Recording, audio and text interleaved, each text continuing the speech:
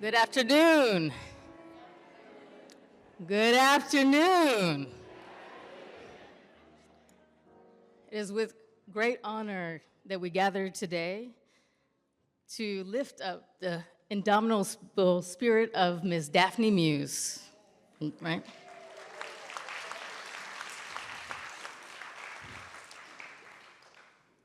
As we begin today, I just would like to invite you to first take care of yourself. The facilities are out this door.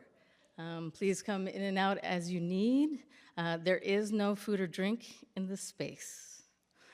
Additionally, if I can invite you to silence your phone, or so that those who are online also get to experience an uninterrupted celebration of Miss Daphne Muse. As we gather today in the name and spirit of Daphne Patricia Muse, writer, organizer, mother, mentor, and lifelong architect of justice, we come together in remembrance of a woman who insisted that stories matter, that archives breathe, and that communities rise when we listen deeply to one another. We gather here on the Mills College campus on a lonely land, ground that knew her brilliance, her laughter, her scholarship, and her unwavering commitment to Black feminist thought, to communities of change, and to each one of you. So as we begin this homecoming, a return to a place where she poured so much of herself into, both students, community, colleagues, and the wider world, I just want to say thank you. For those online who are unable to be here in physical presence, I just want to acknowledge that we feel you in the room.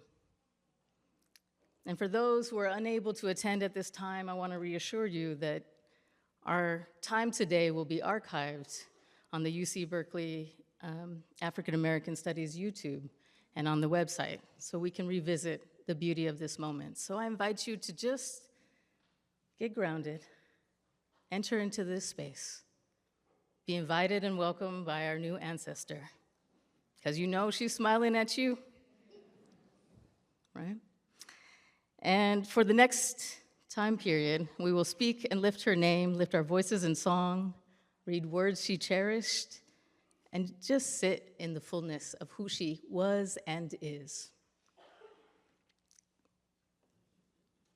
So it's my pleasure at this time to invite Pastor Tony Grayson, who will open up our space and offer a blessing and prayer from the Christian tradition that Daphne shared.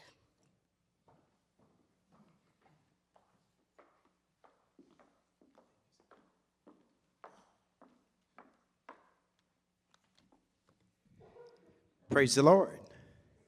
Amen. Good afternoon.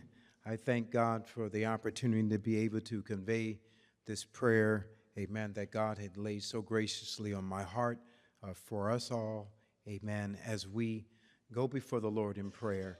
Let us just bow our heads and see whatever God would have us know today in prayer. First of all, my name is Pastor Tony Grayson. I'm the senior pastor of the House of Restoration Church here in Oakland, California. And along my side is my beautiful wife, 30 years, amen, to my right. Amen. Just give them a wave offering, amen, to let them know who you are. Amen. It is with my intent to go before God for us all. So again, let us bow our heads. To the Most High, beneficent and omnipotent God, we humbly acknowledge your hand in this celebration of life of Miss Daphne Muse. As you have granted and given, you have also divinely and sovereignly have taken away. We're here to honor a great woman who you fearfully and wonderfully made. God, you allowed all of us, or even most of us, who are present here with the distinctive privilege to have access and bound meaningful relationships with this remarkable woman. We thank you for the time that you allotted for Miss Daphne Muse to be here, to live out a fruitful and impacting life. Your word says, the race is not given to the swift, nor to the strong, but unto him or them that endure until the end. Let her crown be weighty, let her reward be plentiful, and bless us, heal us, encourage us who are left behind this day. I ask this today in the name of the Lord Jesus. Keep us and keep our minds stayed on thee. Lord, I ask that you would grant perfect peace. This is your servant's prayer.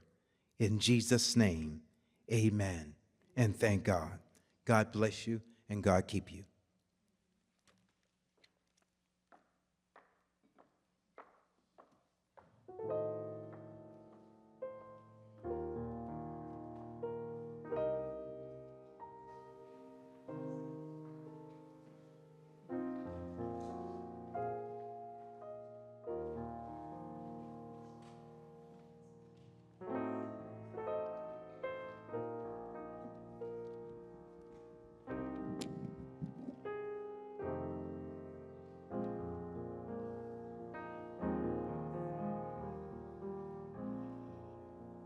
Precious Lord, take my hand. Precious Lord, take my hand.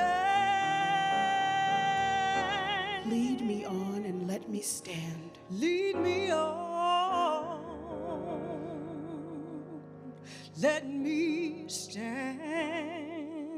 I'm tired and I'm weak. I'm tired and I'm weak And I'm worn. and I am worn. But through the storm Through the storm and through the night, through the night, lead me on into the light. lead me on to the light. Take my hand, precious Lord, Take my hand, precious Lord, and lead me home. lead me on. When my way grows drear, When my way grows dreary, precious Lord, linger near. precious Lord, linger near. When my life is almost gone, When my life is almost gone, hear my cry, hear my call. hear my call, hear my cry. Take my hand lest I fall. Take my hand, lest I fall. Take my hand, precious Lord.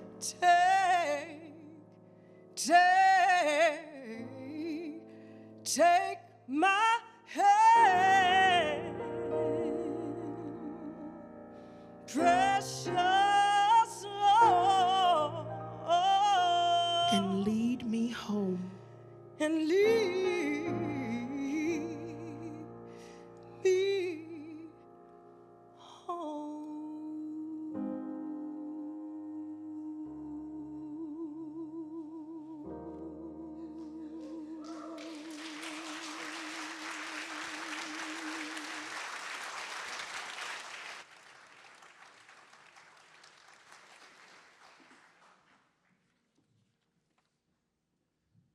What a blessing.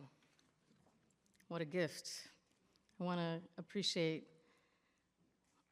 our musical accompaniment by Takia Franklin and Reverend Sid Smith III on the keys, as well as by Janine Anderson.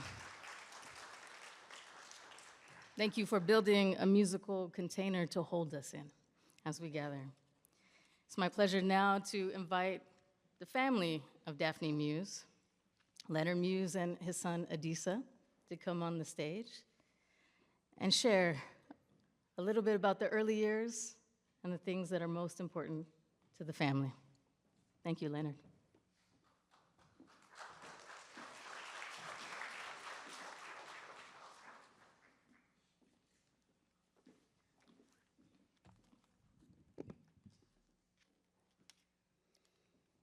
Well, as I stand here and look out upon this assembly, I am reminded of the significant and wonderful quilt of community that Daphne put together. Just the folks I have met here early that I've heard of and kind of know vicariously, and some have never seen. Daphne, as you all well know, is a wonderful, kind of bombastic person, and the absolute best big sister one little brother could have. Now to the, I hope the prepared words. I hope they carry some meaning of the early years, which I said to Anya a bit ago. I'm not certain why you asked me about the early years. Sometimes I can't remember yesterday, but this brother, as well as Daphne's other brothers, Fletcher, Vincent, and David, is still unable to offer any remembering, cause, to paraphrase a remembrance from Amiri Baraka's blues people, the first Negro I ever knew, and still know, is present in the lives of our family. Our mother, Betty Goshen Muse, continues to help guide our lives and expresses her great sadness as her first child and only daughter has died. And those similar expressions come from my brothers, Fletcher Jr., Vincent, and David, some of whom have met them over the course of the years. As the third of 5 children in the 1940s trio of Daphne, Fletcher, and me, Vincent and David in the early and mid-1950s, remembering begins at 241 W Street Northwest in Washington, D.C. As I came of an age to visualize and remember things, it was a small neighborhood of World War II era adjoined wooden row houses with a lively mixture of black families, mostly from the South, Virginia, the Carolinas, and Georgia. Mom and Dad were both from Southwest Georgia, Vienna, and Dooley counties, respectively. They met in D.C. in the early 1940s and married, ironically, April 15, 1944, tax day. Daphne came into the world on October 27, 1944. Mom was able to walk home from Freedman's Hospital, which was just a few blocks away from the house and a stone's throw from the campus of Howard University. He said, you might be able to begin to see some of the kind of geographical things that tie into our growing up. In the early to mid-1950s, the family moved to 2424 2nd Street Northeast, where early childhood, teenage, and very young adult experiences, our lives and memories were substantially shaped. Through the years of our public school attendance, we walked to school, sometimes together, and that created sometimes notions for bullying and other challenges as Daphne led her troop of little brothers to and from school. Lucretia Mott Elementary, Crosby Noyes Elementary, Brooklyn Elementary, for me, as a result of desegregation, Langley Junior High School, and McKinley Tech High School. Following just a couple of years behind Daphne in elementary school, junior high, and high school, Daphne established a high bar that teachers assumed Fletcher and I, and a bit later Vincent and David, would also achieve. You can review the record and determine for yourselves. Family-wise, things were a wonderful mixed bag. Mom and Dad had family and relatives living in D.C. Dad's older sister, Aunt Sadie, who Daphne kind of mimicked in some respects. An older brother, Uncle George, and his family of 4, our cousins Jones Allen, Sadie, Johnny, and Lydia. We were all close in age, except Jones Allen was several years older than Daphne, and an absolute favorite nephew of my father and a cool cousin. There was also Dad's aunt, Aunt May, who Daphne thought over her life existed in another planet. And Uncle Terry Coleman from Georgia, and their sons, Dez and Bo Peep. They were real cool older cousins, like big brothers to you. Aunt May and Uncle Terry had a small farm in Oxon Hill, Maryland, where memorable picnics took place. Some of you all who have visited the D.C. area might know that it is in part the site for National Harbor, where a lot of gambling and other stuff goes on now.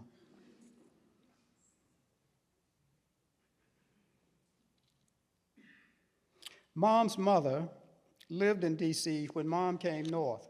It was Mom's mother that introduced her to Israel CME Church, and in turn, the church that all of the Muse children attended and grew up in. That is a factual reality. We were required to attend church, and now Mom sometimes speaks that she wonders what happened with that requirement. We are reverent, just not attending. Mom was recently recognized during Israel's 205th anniversary ceremony, late in 2025, as the oldest living member of the church. And that further resonates with me and in turn with Daphne when we looked at the video of Mom speaking through video. That Mom is still in our lives, and we still feel like that group of 5 being marched to school. Daphne's own words are important at this point to hear regarding the early years, some of her words. You all know Daphne had lots of words. As told to and discussed by Freedom Movement veterans and members during a storytelling session at UC Berkeley in September 2018, just a couple of excerpts. Daphne noted, "I started my activism as a senior in high school at William McKinley High School in Washington, D.C., and we were part of a group called High School Students for Better Education. And we actually ended up testifying before Congress about the inequity of education in public schools in the district. And I found the transcript of that. So there's a record of Daphne as a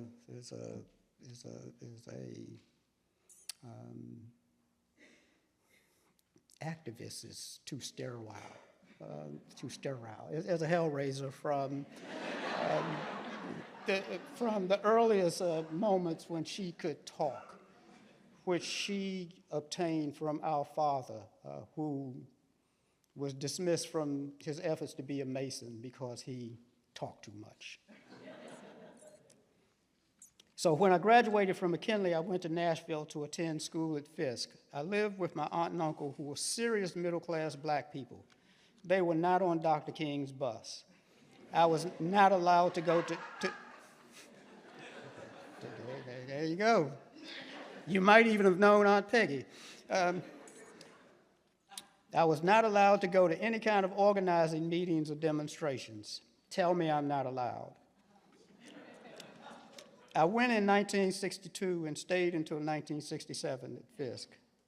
And then She goes on further to talk about how she met Jennifer Lawson in Mississippi, through her increasing work with SNCC, and this is following an experience working as the manager of the Drum and Spear bookstore, an iconic part of the cultural history of Washington, D.C., and it's a lot of its university system. And she also notes a point associated with Drum and Spear that was important for her. Drum and Spear was under the watchful eye of the FBI and J. Edgar Hoover and his guys. And on one occasion, she had a knock on the door at her apartment, which was several blocks away from Drum and Spear, where she each night would walk home these several blocks with the proceeds from the bookstore, a few $1,000s. And the bookstore was in the hood, as she describes it.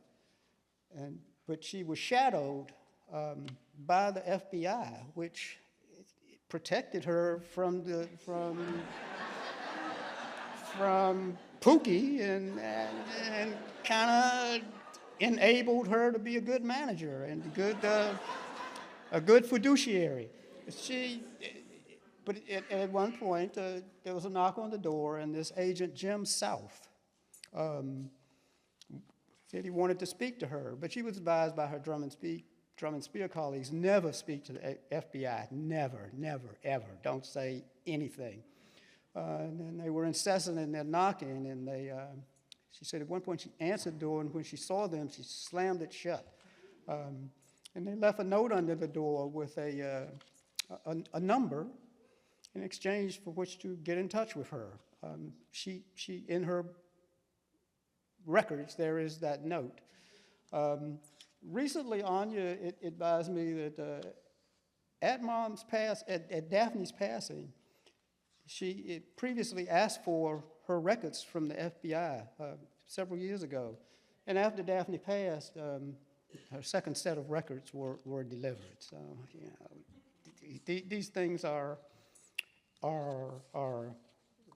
crazy on the one hand, but consistent on the other. When Daphne went on to be with the ancestors and condolences and that kind of thing came in, I came across a SNCC colleague whose name I cannot recall, but she was a photographer, and she noted that a great oak has fallen. And I will kind of end my portion of this, When Great Trees Fall, a poem of Maya Angelou. When great trees fall, rocks on distant hills shudder, lions hunker down, in tall grasses and even elephants lumber after safety. When great trees fall in forests, small things recoil in silence, their senses eroded beyond fear. When great souls die, the air around us becomes light, rare, sterile. We breathe. Briefly, our eyes briefly see with a hurtful clarity. Our memory, suddenly sharpened, examines, gnaws on kind words unsaid, promised walks never taken. Great souls die, and our reality, bound to them, takes leave of us. Our soul, dependent upon their nature, now shrink, wizened.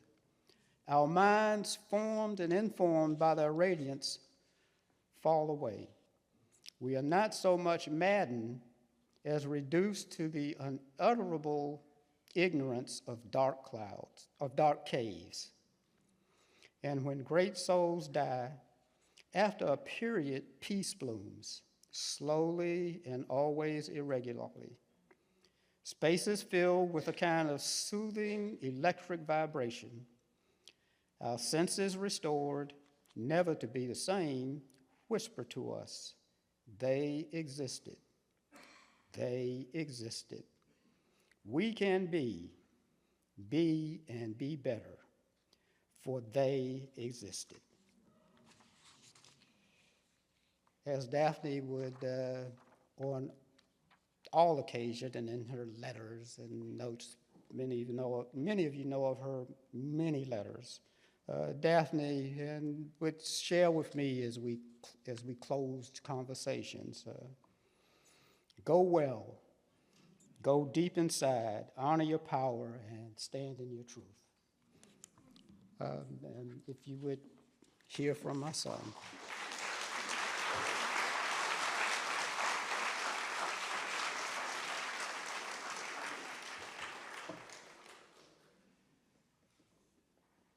Good afternoon.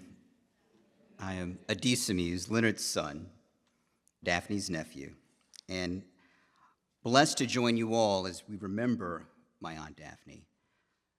The blessed memory of her will live on in the hearts of her nieces and nephews, and we're extremely grateful for the outpouring of love and support that have been provided to our cousin, Anya, and her beautiful family.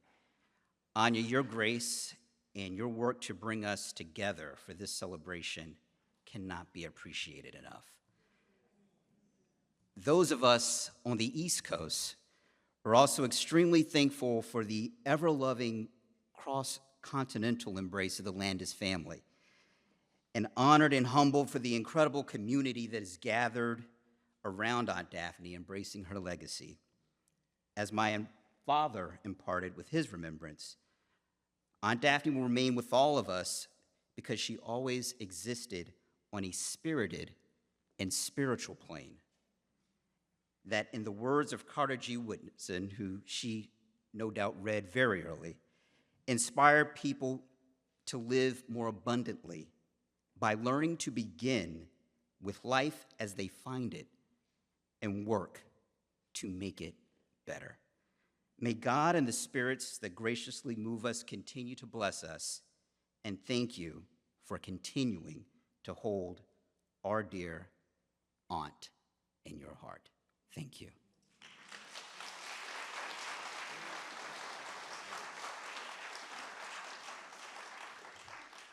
I need to ask a great indulgence so that I will be able to go home and talk with my brothers without their scorn. My brother David, Vincent and Fletcher have some infirmities that couldn't allow them to be here, and David could not be here either, but he wanted to have some words of his shared about his big sister. He's the youngest of us. He wasn't so much of the Paso going back and forth to elementary school. He didn't have the benefit of Daphne's martial requirements over us. Daphne gave me more than I realized at the time when I was young. She wasn't around as I grew, but every time she was in D.C., she made sure quality time was spent with me, allowing me to be with her at Drum and Spear bookstore instead of being out maybe finding trouble. When I was old enough, we went to the Brentwood Library, and she helped me get my first library card and chose a book. That was a great feeling. Her pushing me was similar to our father's, quote, "Knowledge is wealth no one can take from you," end quote. And she always encouraged that as we grew. She again aided me finding myself by letting me, as an 18-year-old, just move out of high school to move in with her and Anya Naya. What I later realized was a very important period in our lives together. We had times when we did not agree, but who does? It's how we handle those situations and learn that can make or break relationships. I always first loved Daphne as my big sister, and at the same time highly respected her. She could be a bit much for me to take sometime, but no matter. I always held her high with all the women in our family. Thanking you for allowing me a few words and minutes to speak about Daphne and what she gave and shared in my growth. Our baby brother, David Muse.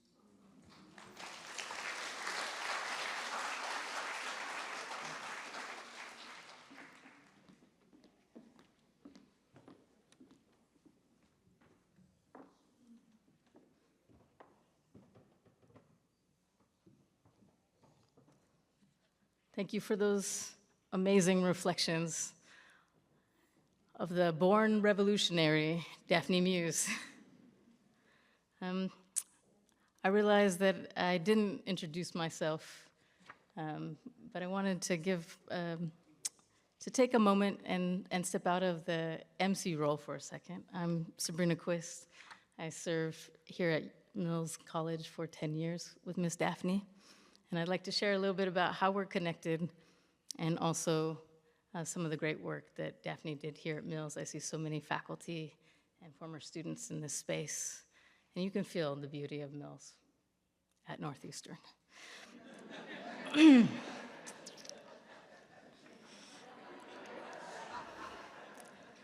Daphne poured her gifts into the Women's Leadership Institute, into advancing ethnic studies, cultural literacy, and the radical belief that every student's voice mattered here at Mills College. She brought visionary leaders to campus, collaborated with phenomenal alumni, and advocated fiercely behind the scenes, often when it was neither convenient nor safe. She gathered and lifted up elders of the global majority, weaving their wisdom into the fabric of our community, making Mills more. That is Ms. Daphne's way. She didn't just teach. She cultivated a world, a portal, a principled invitation to radical imagination and practice. Her work here at Mills was inseparable from the radical roots of ethnic studies at Mills College, a program founded in 1969 through student courage and community solidarity of the Black Student Union. As a professor in both English and ethnic studies for more than a decade, she carried forward the spirit of the 150 student sit-in led by the Black Student Union and strengthened by the Black Panther Party organizers, such as Kathleen Cleaver. Daphne stood as a living bridge between the historic struggle and the generations who continued to learn, imagine, and fight for justice. She understood that liberation is a collective practice, one that we pass on through being in community with one another. And yet, her presence was not just felt only in her politics, but in the everyday magic she carried. Many of us might just have taken the long way to walk past Mills Hall, past the Mills windows right there where the Women's Leadership Institute was and her desk in the window, just for the chance to see her look up, glimmer of a little bit of troublemaking in her eye, smile on at you, and you knew something beautiful was happening there, and she was also encouraging you to do something great wherever you were going next. In my world, she guided SAW first-generation students for nearly a decade. That's our first-generation program here, an award-winning program at Mills that was strengths-based before that was in the literature. And she spent an entire session on the power of your name. We learned to trust and rise into power in our own voices, to introduce ourselves from the fullness of who we are, not the weariness or the being the first or the weight of others' assumptions, but of the greatness of the world we knew we needed to create so that we could truly be. Daphne would often ask, what would you do if you knew you couldn't fail? It's a hard question when you're used to being the underdog. What would you do? What would you fight? What struggle would you overcome? But what would you do if you knew you couldn't fail? She didn't pose it as hypothetical. She lived it as an invitation to courage and imagination and to accomplish your dreams. And I personally want to thank Mills for giving me the gift of Miss Daphne. I met her in my first weeks here in 2007, and she came up to me, saw me in my suit, which was very un-Mills, and she asked me, girl, who are your people? And in that moment, she saw two things. She saw that I was someone whose family was from Suriname, And we bonded over that, and that I had lost my parents when I was young, and also the second, that I would happily organize anything. Events, papers, books, even organizing trips to the Brentwood Farmers Market, just if it meant that I could sit and hear her stories. And I'm so grateful to the additional gifts of Anya and her Forever Mills sister, Randall and Kelly, her grandbabies, Elijah and Melia, and the great-grandbabies. Here at Mills, Elijah helped me co-teach a brand new class for Hip Hop for Change when he was 13 years old. This year, Mills AOCC honored Daphne with the Phenomenal Women of Color Award, recognizing her enduring legacy. And so I will conclude my stepping out of MC portion with this. Maya Angelou says, "I come as one, but I stand as 10,000. Whenever you enter a room or step into a challenging stage, you do not go alone." Instead, she urged people to bring everyone with them who has ever loved, nurtured, prayed for, and believed in you. And as an ESL kid who grew up stuttering, trust me, I know no room I enter these days will be the same, because I have Miss Daphne as an ancestor, and I know they ain't ready.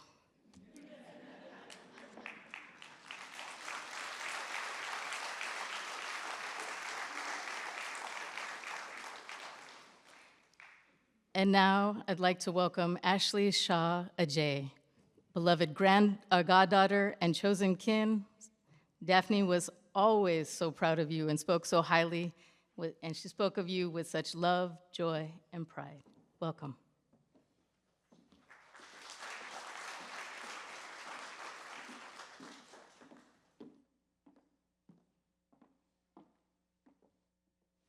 Thank you.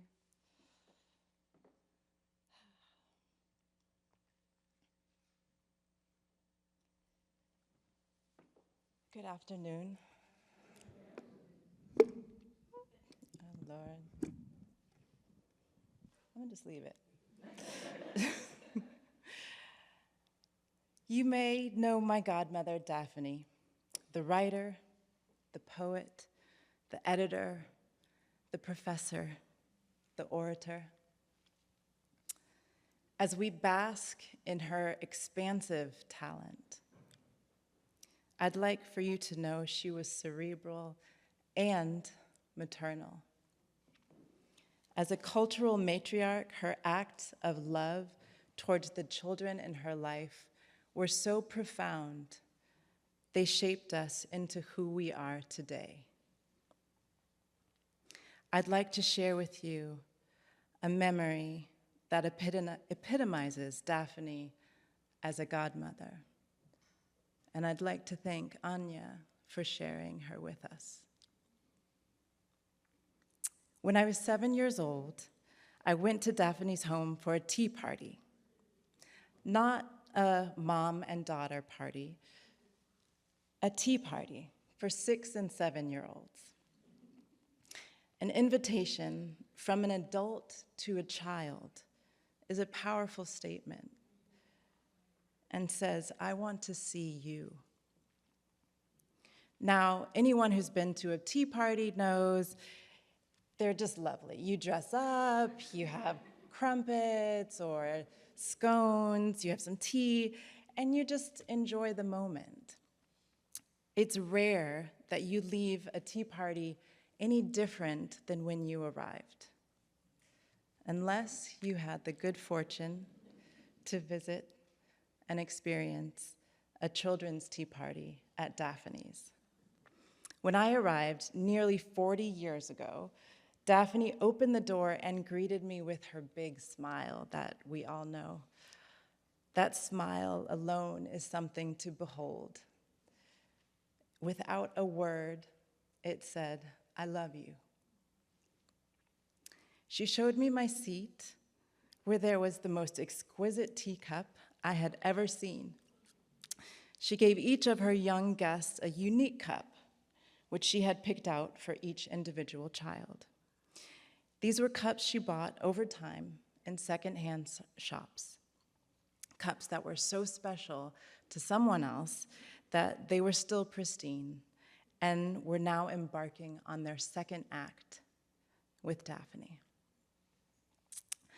I have to believe my teacup was made of the finest bone china. It was delicate, it had these big Baroque fuchsia roses on it and a gold leaf around the rim. It was beautiful. It was, in fact, the most beautiful thing I owned as a child. This is an important point. Daphne would have known that most of us would not have anything so special that we owned. But even more, she would have known that giving a child a precious object is a way of saying, you are precious and deserve beautiful things. Beneath the cup and saucer was a card that named the cup. She named mine Lena Horne. The singer, actress, performer who was deeply involved in the civil rights movement. What a genius idea. I didn't know who Horne was as a 7-year-old. This introduction expanded my understanding of Black womanhood. It whispered, you come from greatness. In one small device, one porcelain cup, Daphne poured love, pride, knowledge, and strength into each of the guests, and we left this tea party more powerful than when we arrived. Shoulders straighter, chins higher, smiles wider. This gathering was actually a thoughtfully wrapped Trojan horse by the most intentional freedom fighter I know. It gave us the strength we needed to be in a land that doesn't always see us for who we are. Daphne saw us. She armed us and reinforced her life's work as the empowerment of Black women. In this third act, my teacup has provided me comfort. I have drank from it many times. I rely on it when I don't feel good, physically or emotionally. And like Daphne, it has been a source of love. On hard days, like today, where I need a reminder that I come from greatness, the greatness that is Daphne Muse. Thank you.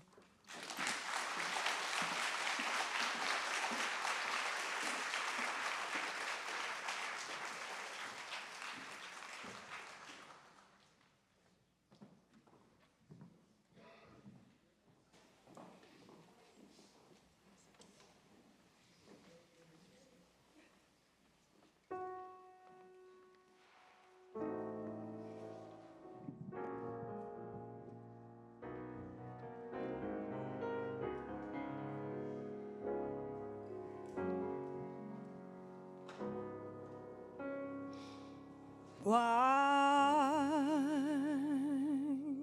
should I feel discouraged?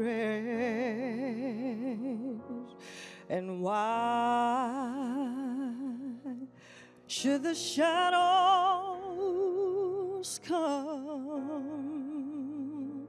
Why should my heart feel lonely and long for a heavenly home when Jesus is my portion, a constant friend is He. His eye is on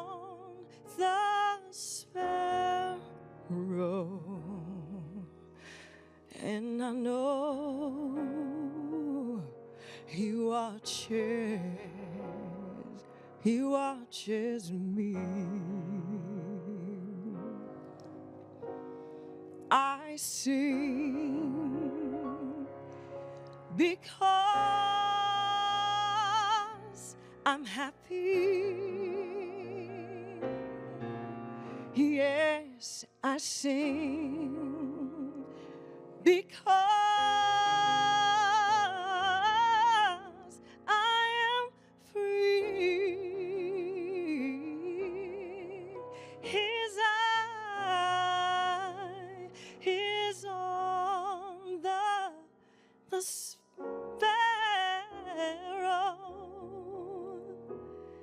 and I know he watches me. I sing because I'm happy. Yes, I sing because I am free.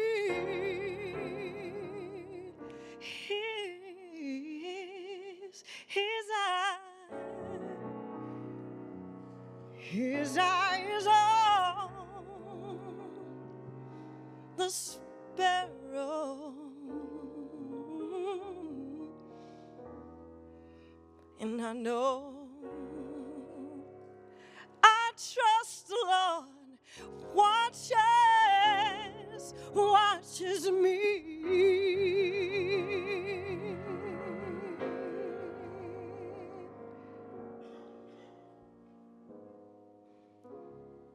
Watches me.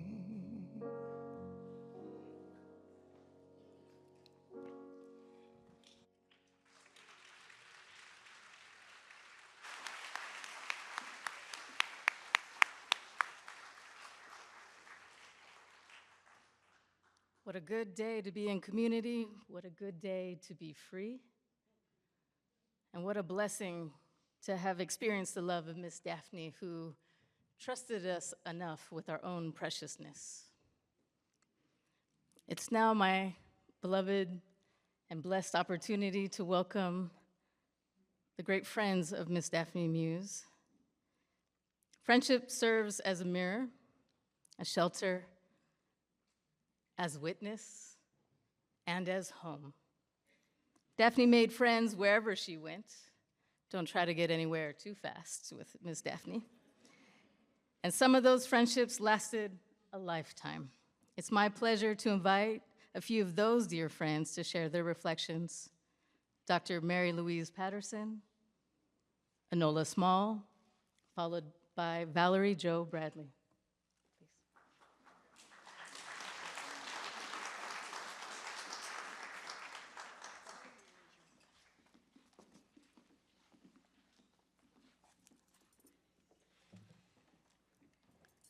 I need my sister to stand with me. Good afternoon, everyone.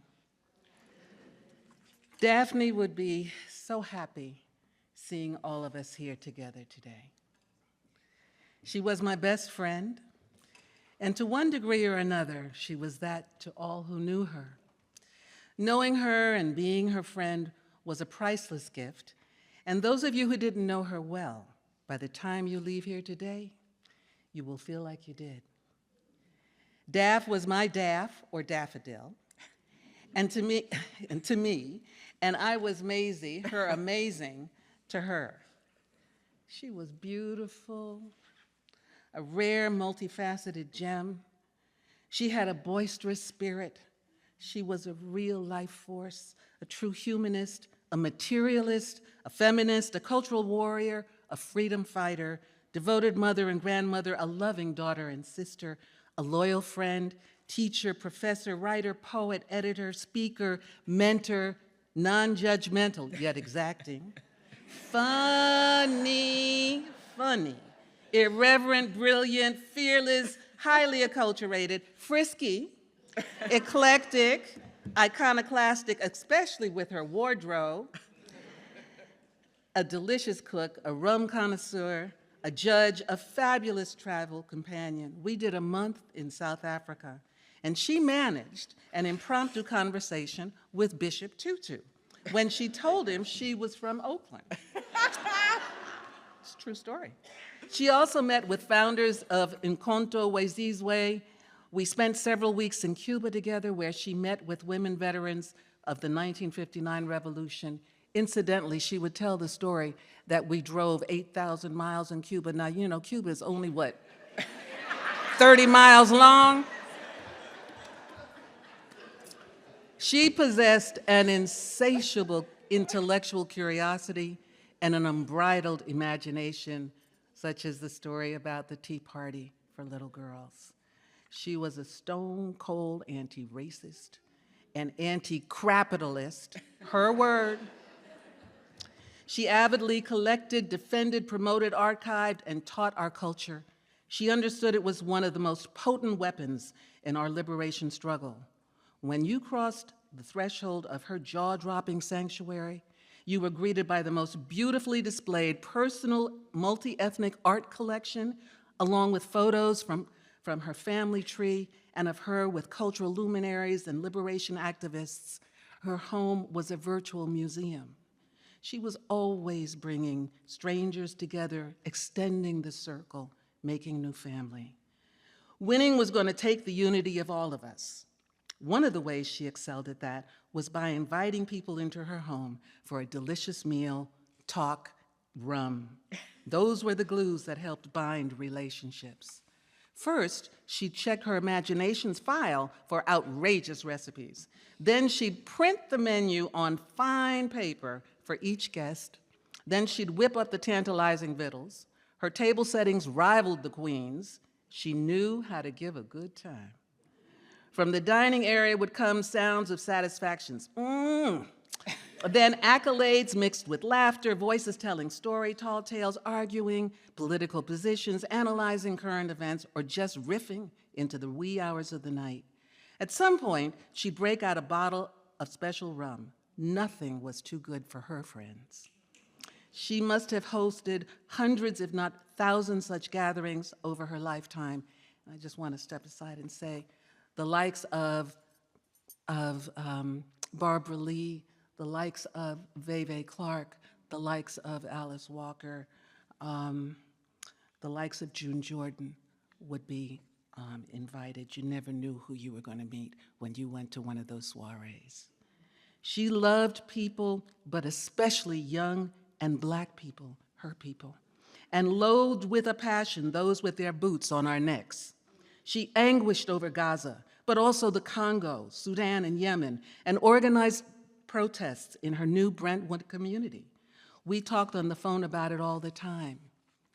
When she and her beloved David decided to get married, Daft called me with an important yet delicate question, one that as an MD she knew I could get the answer to, and as a cherished friend, keep confidential. She wanted to know how a couple could enjoy physical intimacy when one of them was a quadriplegic. Was it possible, and if so, how? Daph, my ace boon coon, not a PC term, but one we use between us, was wanting a way to give and receive the sublime joy and pleasure that intimacy between loved ones generates.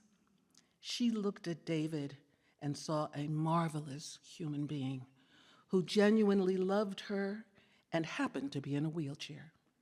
His mind had grabbed her and never let her go, and she in turn dared to love him back. She wanted intimacy to be an integral part, as it should be, of their togetherness, like with any other couple. I tell this for the first time because it's imperative we know how uniquely extraordinary she was. We are all endowed with gifts, but a few are born with extra ones, and Daphne was one of those. Daph loved me with all my flaws and warts, and I loved Daph with a love that was without judgment, envy, possessiveness, or doubts. She taught me that by modeling it. I miss her something fierce. But matter cannot be destroyed. It's only transformed. And Daphne is still here with us and will always be, yet in another form. At times, I still automatically reach for the phone to call her, then I remember. I miss not being able to hear her laughter and tap into her reservoir of wisdom and wit. Our phone calls could and often did last over an hour. Over the last weeks of her life, when I'd call, she'd end by whispering one word, "Write." The book that I'm writing now, that she encouraged me to write when I doubted my ability, doubted the worth of my story to anyone other than my family and closest friends, she convinced me I had to write it, that my story was relevant, needed, and that I could do it. So I'm doing it. She believed in me, pulled my coattail when necessary, and helped me believe in myself, because that's what best friends do. It will be dedicated to her. Anya, I stand here with Joanna Sugar. Thank you. Thank you. Your team and all the people and institutions like this one that made this magnificent tribute to your mother possible. You are indeed your mother's child. You did a woman's job as she knew you would. We're all of us inhabitants of Daphne's world, and we're here for you and your family, so whenever you need to, I was gonna sing this part, but after listening to Jeannie, I'm not gonna sing anything. So you just call out my name, and you know wherever I am, that I'll come running to give you a hand. Oh my gosh. And I know that Daph expects all of us to keep on pushing forward freedom's plow. And so we will in honor of our beloved Daphne. Daphne Patricia Muse, presente, Amandla Ashe.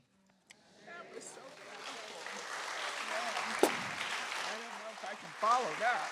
And now my sister, Anola Small, known to Daphne as Noli. Okay, that's a hard act to follow. Oh my gosh, and so many themes will be echoed with Mary Lou and actually Ashley. Anyway, my friend Daphne, and you guys are gonna have to bear with me. I'll stop the tears eventually. Hello, my name is Anola Price Small. Most folks in this audience will know me as Noli, my nickname. It is so good to be here today with folks from all walks of life to celebrate Daphne. Speaking of community, what I find and what I knew I was gonna find in this gathering for Daphne is that I have probably met many of you through Daphne. That was Daphne. She was always finding community. Today I speak of my friend Daphne, just a friend, and oh, what a friend. I find in my life, and especially at this time in my life, that women need their women community. And within that community, if we are blessed, we find a certain soul, a sister in that community you operate in, your homie, your buddy, your hangout in the kitchen bestie in life. I was so fortunate and blessed to hang out with Daphne in her kitchen. Actually, we hung out in 4 different kitchens over her lifetime. Daphne was my bestie, my sister, my mentor, the woman I cried my eyes out on occasion to, and the woman I laughed hilariously with every time we were together. I met Daph. You're not the only one who could claim Daph. As I called her when I was 19. She was 26 and the legal secretary for the team of lawyers defending Angela Davis for murder and conspiracy. We were linked through that case and with my work with the Soledad Brothers Defense Committee. I remember clearly my first visit to the small apartment Daphne was renting in San Jose. And I was impressed. I was this 19-year-old, and this 26-year-old had this fabulous small apartment, decorated in the most wonderful colors. Wonderful, I mean. We were linked through that gate, As the first years of our friendship passed, I realized what a genius she was in decorating. At that time, though, I was in college, and yes, I knew she could write, and I asked her to edit my papers. Actually, I still have those papers that she edited with her remarks on them. They will always be with me. And Yanni, you better save those. That's my daughter sitting over there. As the years went by, our friendship grew.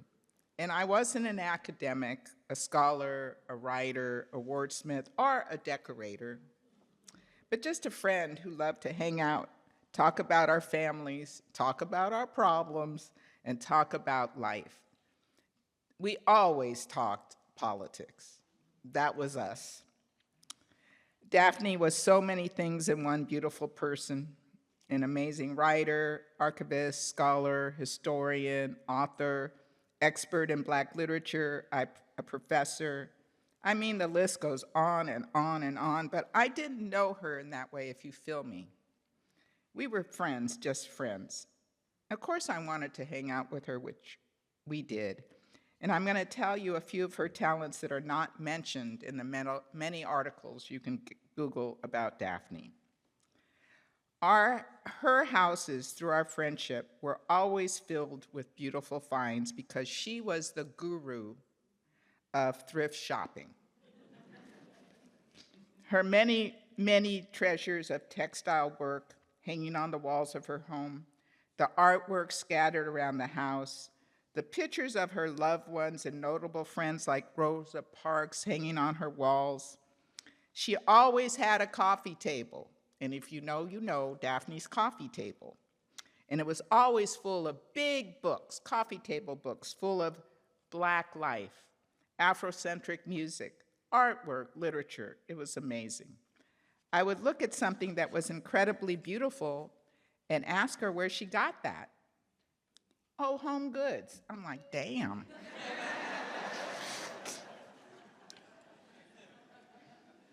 Daphne had a gift of finding things that were really beautiful and a talent to go into vintage clothing stores. And this was her gift to me maybe 30 years ago.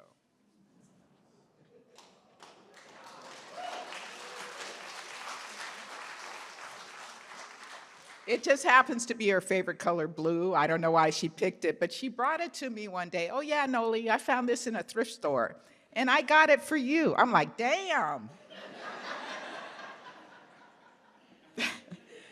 I still have it.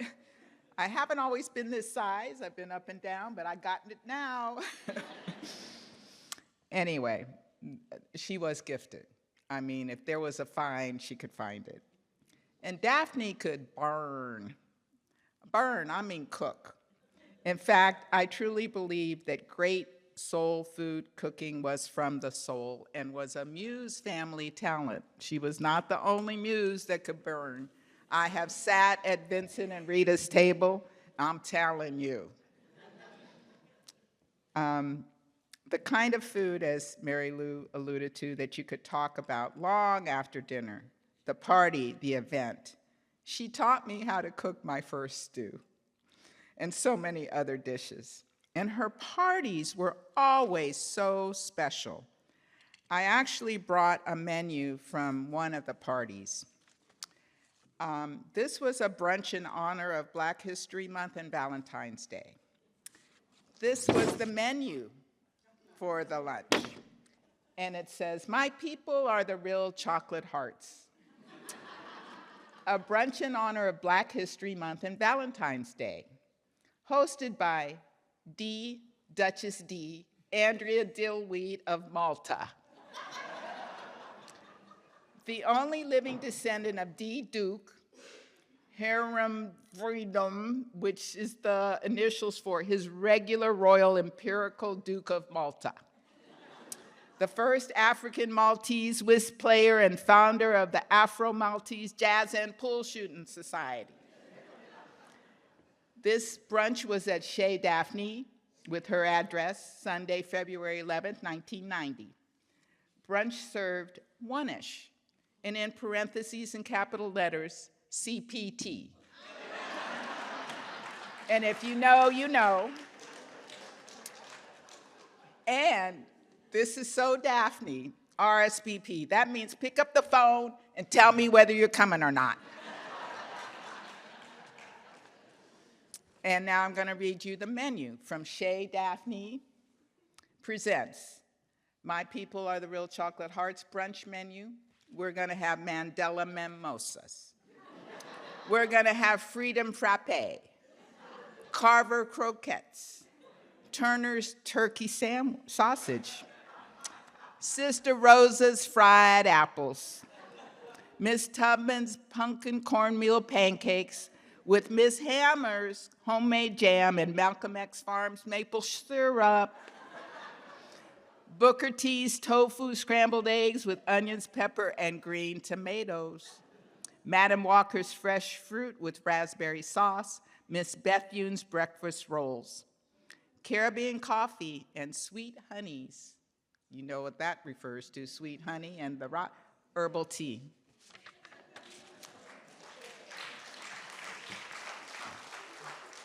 One party my girls will remember is the tea party she gave for young ladies honoring Black women.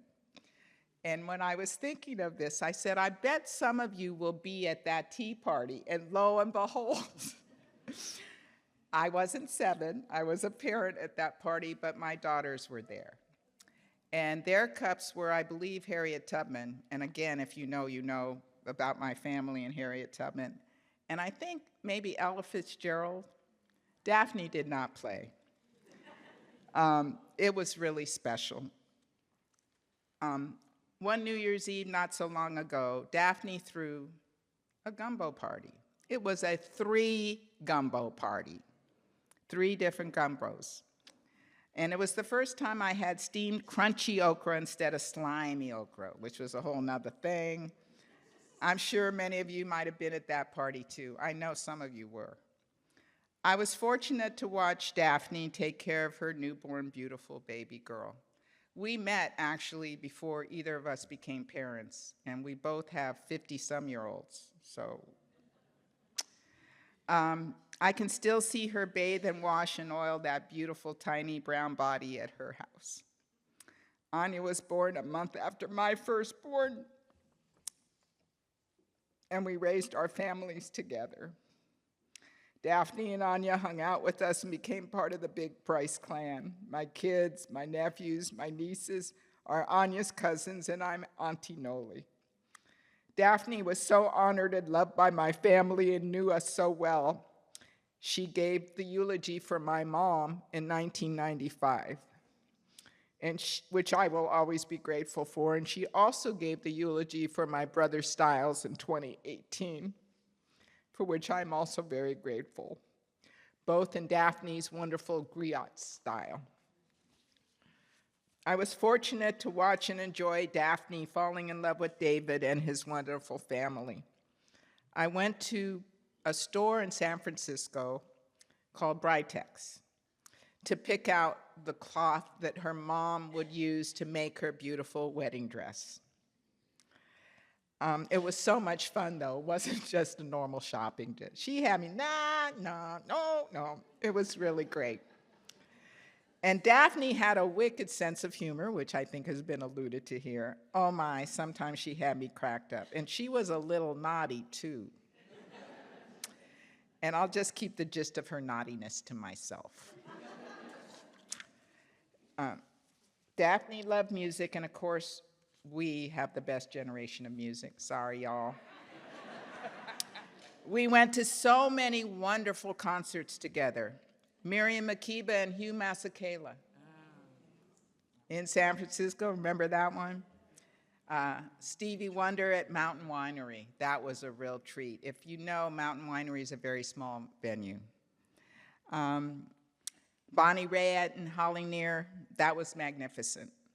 And she made friends, of course, with Esperanza Spalding and invited me and a bunch of her friends to her concert in Oakland. These are just a few of the musical highlights we shared and enjoyed together. And yes, I admired her so much. Like, I knew she was a badass. You don't hang around her without realizing what a badass she was. The funny thing is, as long as I knew her, I didn't realize all the things she accomplished.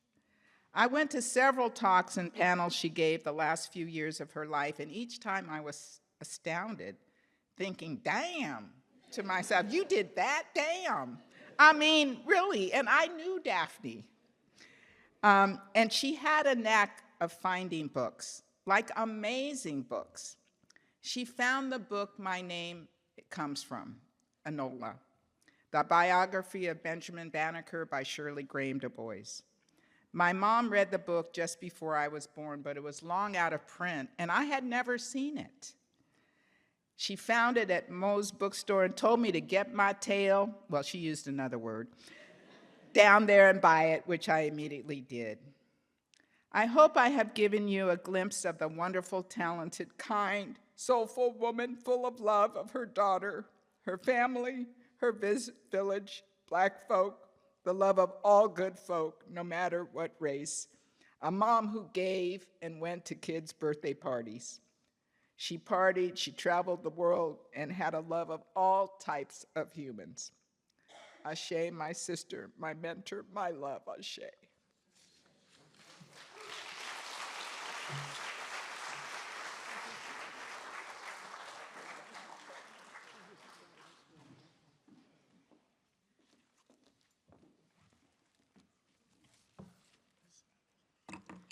Good afternoon. My name is Valerie Bradley, and I hate that I had to follow these two fabulous women and their stories about Daphne. I live in New York, but I used to live in the Bay Area, and that's when I met Daphne. We both moved to the Bay Area around the same time. I think I got here a year before her. But Benny Ivy, who some of you all know, introduced us. And I knew from the very beginning that she was this special person. So when I think of Daphne Patricia Muse, I recall the song, The Makings of You, written by Curtis Mayfield, recorded by him in 1970. And then the song was recorded by Gladys Knight for the movie Claudine in 1974, which was scored by Mayfield. The Makings of You is a soulful meditation of the difficulty of capturing someone's essence in words. It becomes a refrain of both devotion and frustration. Mayfield lists tangible and intangible qualities they associate with the person he and Gladys loved. The sweetness, sugar, honeysuckle, and joy, and the innocence of children's laughter. These are presented as ingredients that together define the person's character. Beneath the imagery lies a spiritual reverence. The person is portrayed as embodying the love of all mankind, and as a moral compass whose goodness should inspire. The narrator believes this person is second to none, and that their love reflects a higher standard of humanity. The central tension is that even the most careful descriptions feel incomplete.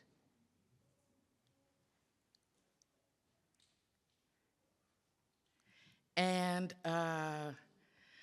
the repeated line, "They are close, but not quite, almost impossible to do," acknowledges that language cannot fully convey who Daphne was. And so I'm not even going to try to do that because it's just not explainable. She was this extraordinary woman that I met in Berkeley at Chez Panisse, I believe. Was it in Berkeley at that restaurant? And I had for the first time in my life, bouillabaisse. And it was so good. Daphne knew all about it, you know. She was telling me about all the ingredients that's in it and everything. But I knew immediately that this was a special woman when I saw that round Ghanaian face.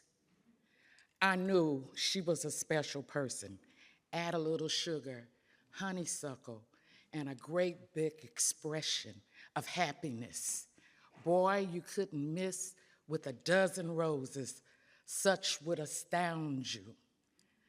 The joy of children laughing around you. These are the makings of Daphne. I was astonished with her stories of drum and spear and just the DC environment. You know, like it was as if DC bopped from DC to Fisk, where Judith Jameson matriculated with Daphne. Judith Jameson of Alvin Ailey. I loved hearing these stories, all of her experiences with SNCC. And, you know, she talked about Jennifer Lawson, and I know you're listening, Jennifer, and I know that if you could, you'd be here. Charlie Cobb, Judy Richardson, Cortland Cox. And it would be years before I would meet them, and when I met them, I thought, you know, like she had talked about them so much. I know they thought I was weird because I just acted like they were my best friends because I had heard so much about them from Daphne. But that's how she made people in her life come alive. When she loved you, when she respected you, she spoke volumes about you. And, you know, anybody who was around her had to respect these people she loved. So a year after meeting her, who comes along? Anya Naya. My baby Anya Naya. It was just so wonderful. I think it added a dimension to Daphne's life. And, you know, I'll tell you a little funny story, you know, like she would take Anya with her everywhere she would go. So she decided one time to come. I lived in San Francisco. She came to San Francisco to go to the opera. They wouldn't let her bring a baby in. So she called me up and she said, "Valerie, can you come and get Anya? I got these tickets for the opera, and I can't take her in the opera." So of course I get Anya, because Anya was my baby, and she's still my baby. She still calls me Auntie Val, but and now I'll find out she's got other aunties. Anyway,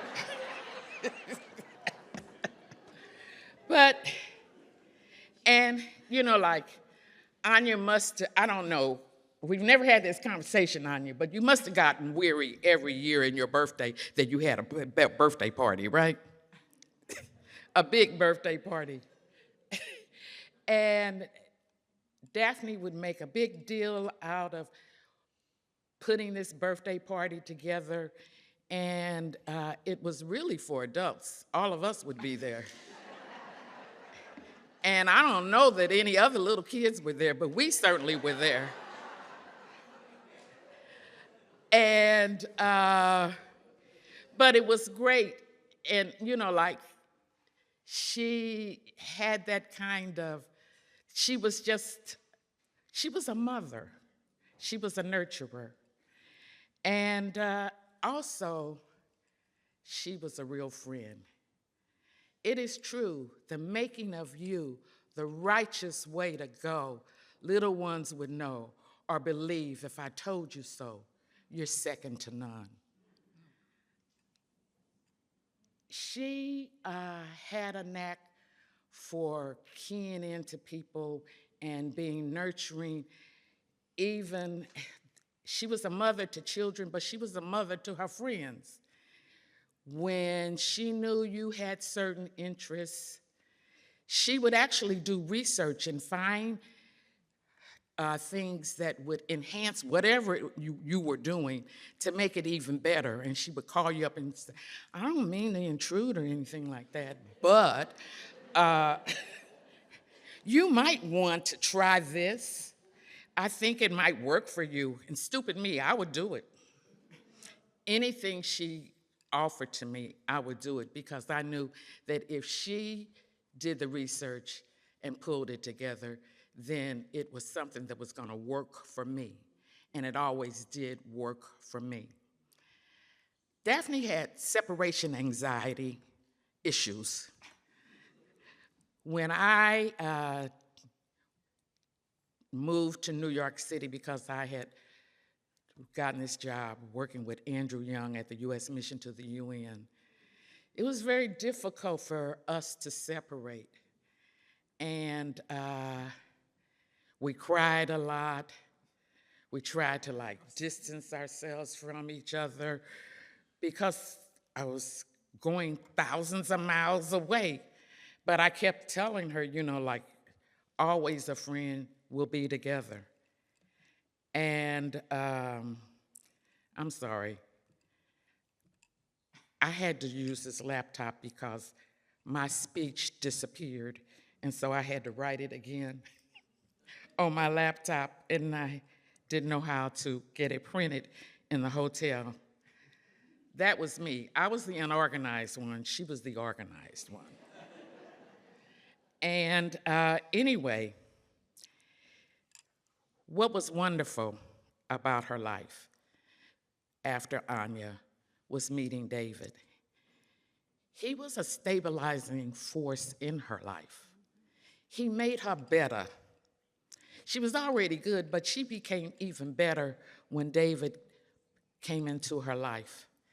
And it was a wonderful experience to see Daphne grow as this wife and mother, as non-traditional as she could be.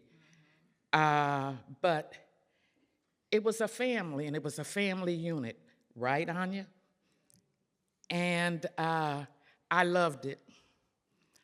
I also loved the fact that she was an archivist. And the last time we were together, which was almost exactly a year ago, because I came here for Barbara Lee's swearing in, and Daphne came with me. She stayed at the hotel with me, and then the next day I came to Brentwood, and I got to see the house she loved so and used to tell me so much about when she had identified it and purchased it. And we spent 2 wonderful days together. And what she did was she took me in that garage where she had that archive. And she had a file on me. I could not believe it. She had letters I had written. She had memorabilia about me. It was just like incredible. So, you know, I'm gonna go down in history because, you know, like I'm in Daphne's archive.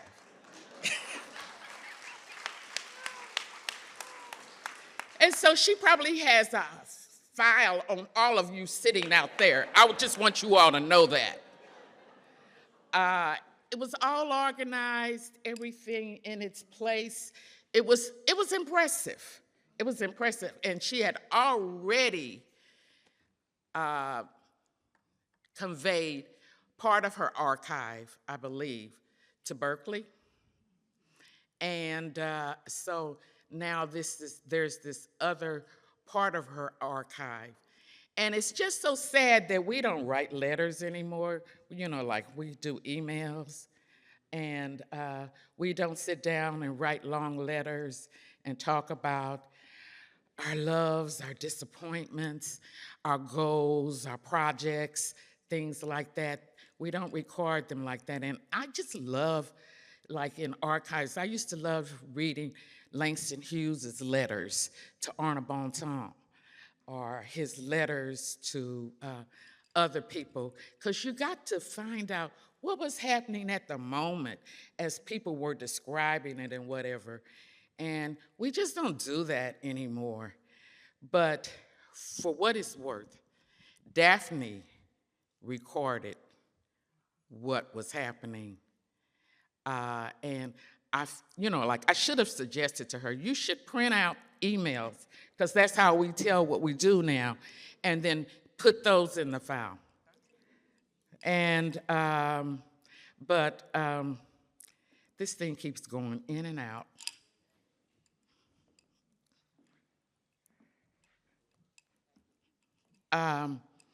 Because I want to finish the song. Because, you know, Daphne was, oh, thank you. I'm computer illiterate too. And, but Daphne was a big musicologist, I guess you would call it. She loved jazz, R&B, and I guess classical music. I remember one time she called me up, and it must have been about 6 a.m. in the morning, and I'm not a morning person. And she said, girl, turn the radio on. It was Marvin Gaye, After the Dance. And she sang it with me. She said, it's new. This, she said, Marvin has done it, girl. He's done it. And I had to agree with her. You know, like Marvin Gaye and Curtis Mayfield were my two favorite artists, composers, and I loved everything they did, and so did Daphne. Anyway, closing up, we saw each other and we spent this time together almost to the day a year ago. And after she got her diagnosis in November, and I tried to digest all of that, I said to her one day as we were talking, Daphne, I can't imagine life without you. And she said, well, Valley Joe, you're gonna have to. And she got me together. But life is not gonna be the same without her. But I have these wonderful memories, and you guys have your wonderful memories. And because of that, she lives on. The love of all mankind should reflect some sign of these words I've tried to recite. They are close, but are not quite, almost impossible to do. reciting the making of you, Daphne Muse.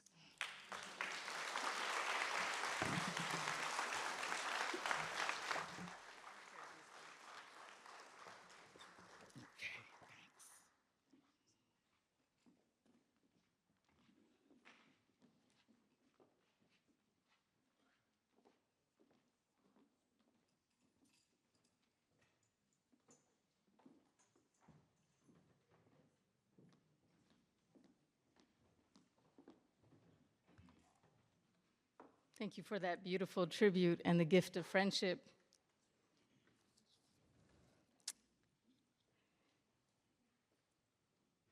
One of the many, many accomplishments that Miss Daphne was proud about, as in addition to her work as a writer, educator, cultural archivist, was her contributions to UC Berkeley, not only in the early years, but most recently as an elder in residence.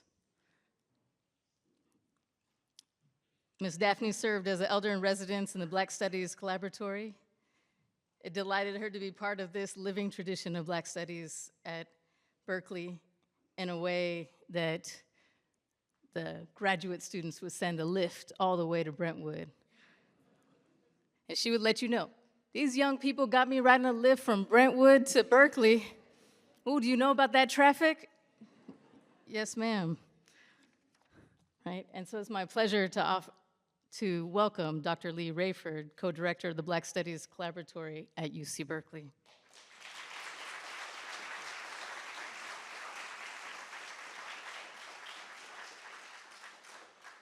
Good afternoon. Yes, I'm Lee Rayford. I'm professor of African American and African Diaspora Studies at UC Berkeley. I'm really honored to be here. I'm honored to have spent the last few years in such close proximity with the amazing Daphne Muse. I'm also co-director with Tiana S. Pichel of the Black Studies Collaboratory, an ongoing initiative to amplify the world-building work of Black Studies. And as Sabrina said, from 2021 until her passing this year, Daphne, Miss Muse, as we called her, served as our elder in residence, our seasoned elder in residence of the Abolition Democracy Fellows Program of the Black Studies Collaboratory. Now, of course, Miss Muse's relationship to the department long predates 2021. Soon after arriving in the Bay Area in 1971, amidst her work as secretary of the Angela Davis Legal Defense Team, Ms. Muse advocated for the founding of an African American Studies department at UC Berkeley. From 1972 to 1975, she taught expository writing while also expanding the intellectual life and reach of this very young department. Ms. Muse saw herself as an ambassador between the university and nearby marginalized communities. From 1972 onward, Daphne organized large-scale public programs in order to bring these communities into conversation. Some of the events she organized included programs with James Baldwin, Shirley Graham Du Bois, Catherine Dunham, in collaboration with another department luminary, now ancestor, Veve Clark, Gwendolyn Brooks, along with exhibitions related to their respective publications. Ms. Muse often recounted the story of how her radical hospitality during Miss Brooks's visit convinced the celebrated Pulitzer Prize-winning poet to place her papers in UC Berkeley's Bancroft archives. And I've always heard this story, and so many others from Daphne's extraordinary life, as a powerful lesson that our work in Black Studies is not merely to produce and preserve new knowledge, but to care for our communities, to ease the paths of the artists, activists, archivists, and elders who have offered us routes to freedom, and to practice a mode of living that imagines more just and more joyful futures for all. So indeed, when Tiana and I conceptualized the Black Studies Collaboratory, an effort to reintegrate the university back into the larger Bay Area Black community, Daphne Muse was a model for our work. a model, a pillar, a North Star. In many ways, our invitation to Miss Muse to serve as our inaugural and frankly our forever elder in residence was merely an invitation to return, to sit, and to break bread at a table she helped build. I want to read an excerpt from her 5-page acceptance letter.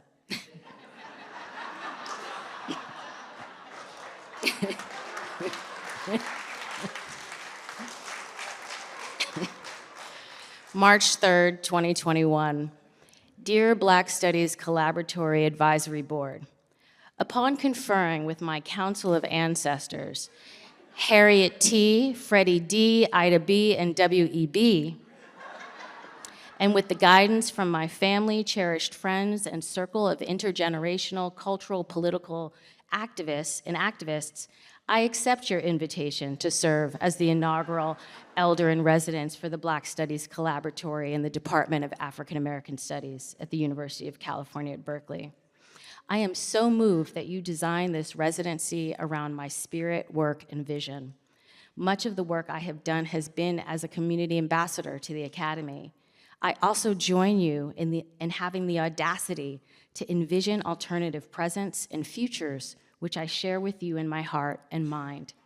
As often as possible, I translate this practice into actions and behaviors that are essential to our unequivocal freedom. And she signed the letter, inaugural elder in residence, seasoned with extra spice.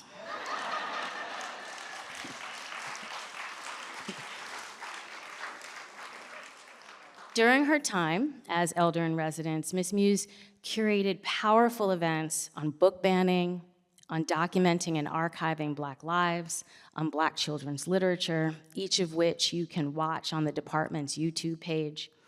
She also taught a course on Black storytelling and children's literature. She too was a model for a Black studies that expands beyond ivory towers and across geographies, always reminding us, urging us, pushing us to think bigger and bolder. She was our elder in the truest sense of the word, serving as a formal and informal mentor to a host of students, faculty, and staff. And she did all of this with brilliance, humor, a sharp mind, a sharper tongue, and deep love for her many communities. Over the years, Ms. Muse traveled the Black world and found friendship and solidarity across the diaspora. She amassed and preserved an exceptional collection of ephemera, which you just heard about, including over 5,000 letters and related materials that intimately document Black life and history. Before her passing, she bequeathed her papers to our department with the expectation that we will steward her collection and share the breadth and depth of her extraordinary life with generations to come. It is hard to overstate the profound impact Ms. Muse has had on the BSC community and on our department, sorry. Actually, if you are a member of the collaboratory community, could you please stand up? If you are a member of UC Berkeley's Department of Black Studies, can you please stand up? And I especially want to acknowledge our department chair and longtime friend of Ms. Muse, Dr. Eula Taylor.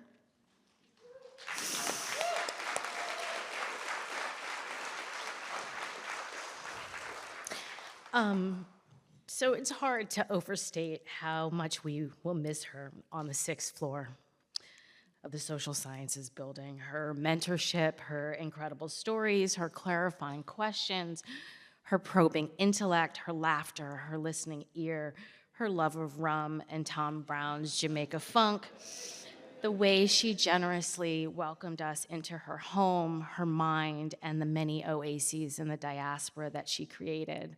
And on a personal note, I will miss our friendship immensely, our breakfasts, our texts, and our shared enthusiasm for West African tailoring. So I'm wearing this outfit in her honor. All of us are beyond grateful for our time with Miss Muse. And we take comfort that that the field of Black Studies and the universe itself shines brighter and blacker now that she has joined our Council of Ancestors.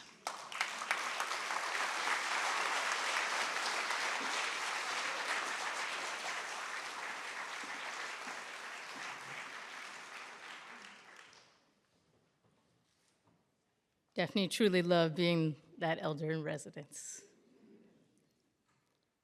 And we love being her students. And I'm super grateful to UC Berkeley African American Studies and EULA and all of the faculty for your vision and your foresight, your care and stewardship of our beloved Miss Daphne, and the ways the students gave her energy.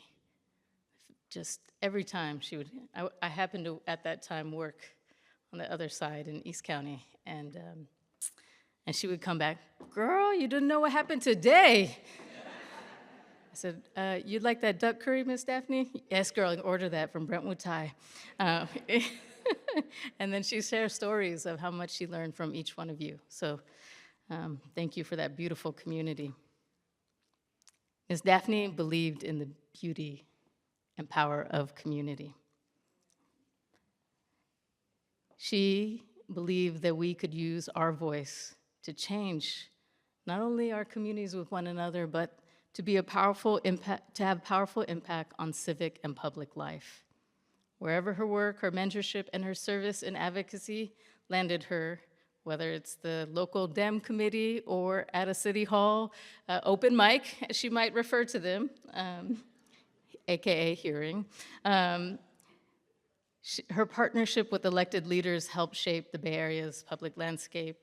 Several of those leaders are here today.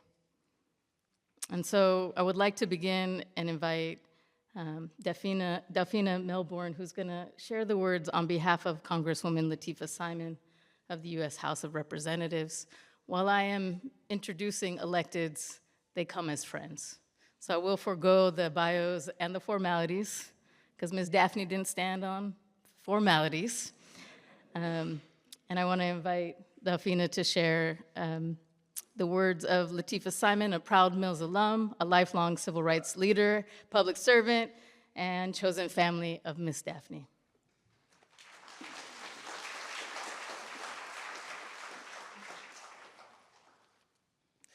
Good afternoon, everyone. I'd first like to give my love and honor to Miss Daphne Muse's family. For many of us who went to school here before it was Northeastern, Miss Muse's office was home for a lot of the Black students at a predominantly white institution. And so it is with honor and a heavy heart that I am here to read these words on behalf of Congresswoman Lateefah Simon, who also had the benefit of being in the company of Miss Muse and being able to have her love and her wisdom guide us through this journey as parenting students. So I will read her word now. For Daphne Muse, I came to Mills College at 28, working for Kamala Harris, carrying no academic pedigree, nothing but grit and the loud private conviction that I had walked into a room I had not yet earned. I did not yet understand that a place could become a refuge, or that one woman could become the ground solid enough to hold my whole weight of uncertainty. A few women on that campus reached for me and pulled me into their lives. Daphne Muse is the one who refused to never let go. She became my family in the span of a single afternoon. You carry the same portrait I do. That unhurried, luminous smile, hair soft and silver like spun sugar catching the light, clothes that turned like seasons, and always the necklaces, the bracelets, beauty worn so easily it looked like an accident of nature. An office built entirely of books, and she always smelled good, the way the world smells when you have finally found somewhere to set your fear down. I looked up to her the way you look up to something rooted long before you arrived, something you trust will keep standing after you are gone, She was calm in a key no one had ever taught me. Every time I crossed into her office, she put my own future back in my hands. And on the days I let it slip, at every single milestone across all these years, she knelt and lifted it up for me to hold again. We talked, we laughed, we gossiped, just a little. And she pressed me, always, to become more than I believed I could carry. One of the greatest gifts she ever gave me was an introduction to her only daughter, who has become one of my dearest sister friends, a woman I have spent years trying to fold myself into the shape of.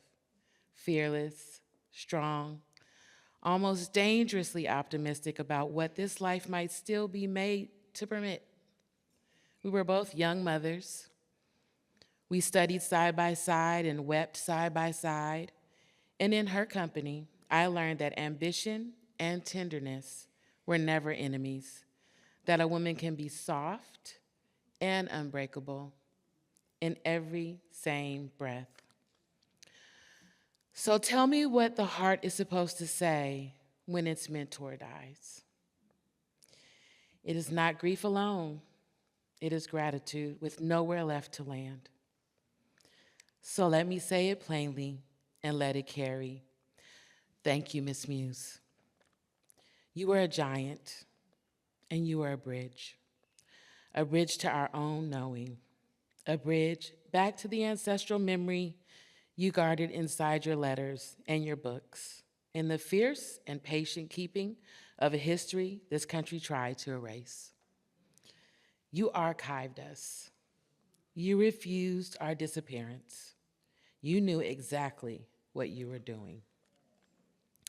The last time I saw you, your smile was still warm. You still smelled good. Your silver hair still held the light. You begged me to eat a good meal. I lay down beside you on that couch. Your brilliance, married to your sweetness, was the whole of your power, and if it was power nobody could take from you. The world feels different now.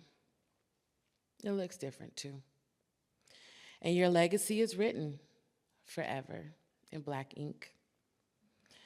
I love you. Rest and rise. And gratitude, Auntie.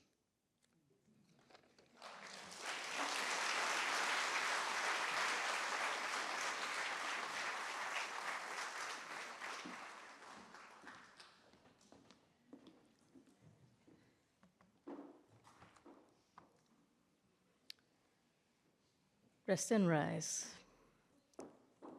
It's my pleasure now to invite Mayor Barbara Lee,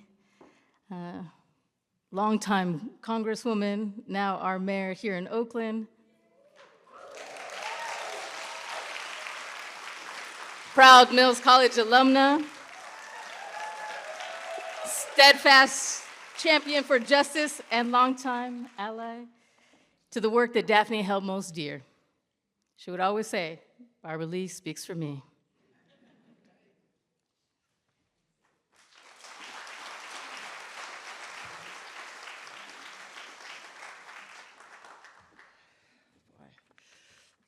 Good afternoon.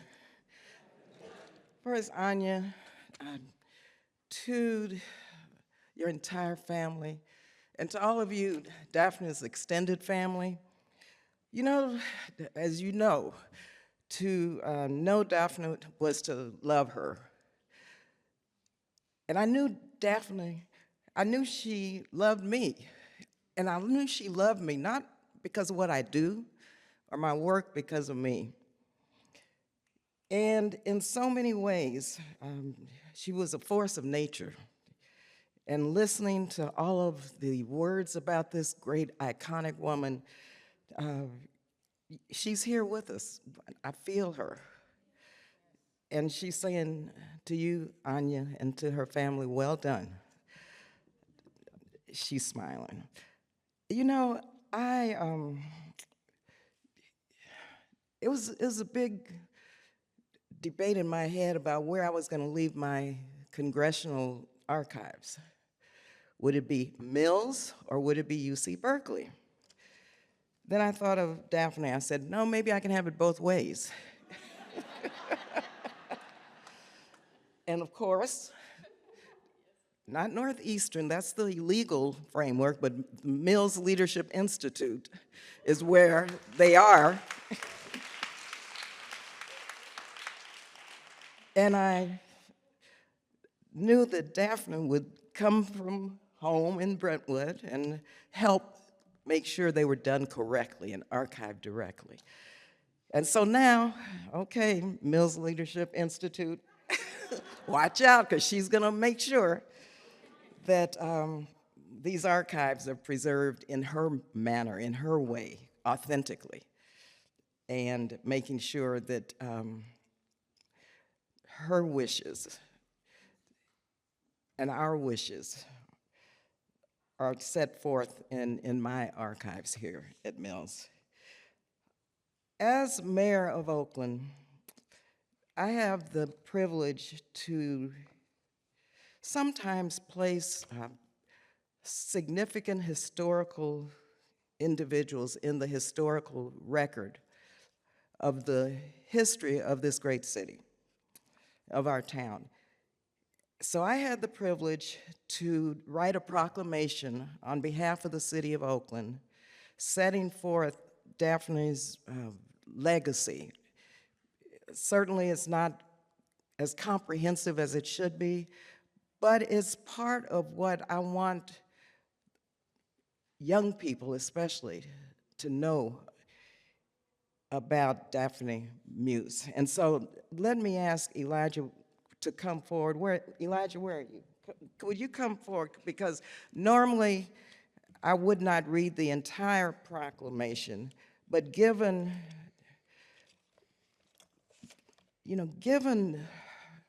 her life and her legacy, I'm going to read this because I want you to know what our city, and young people especially, will get to know through the city as an official mayor's proclamation.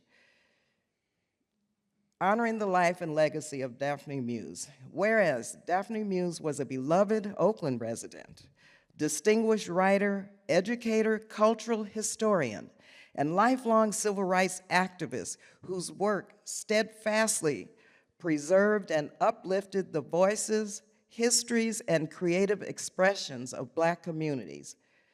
And whereas during the civil rights movement, she worked alongside organizers connected to the Student Nonviolent Coordinating Committee, contributing to the national struggle for justice, equality, and voting rights. And whereas she played a vital leadership role at the historic Drum and Spear bookstore in Washington, D.C., one of the most influential Black literary and cultural institutions of its time, advancing access to Black thought, scholarship, artistic expression.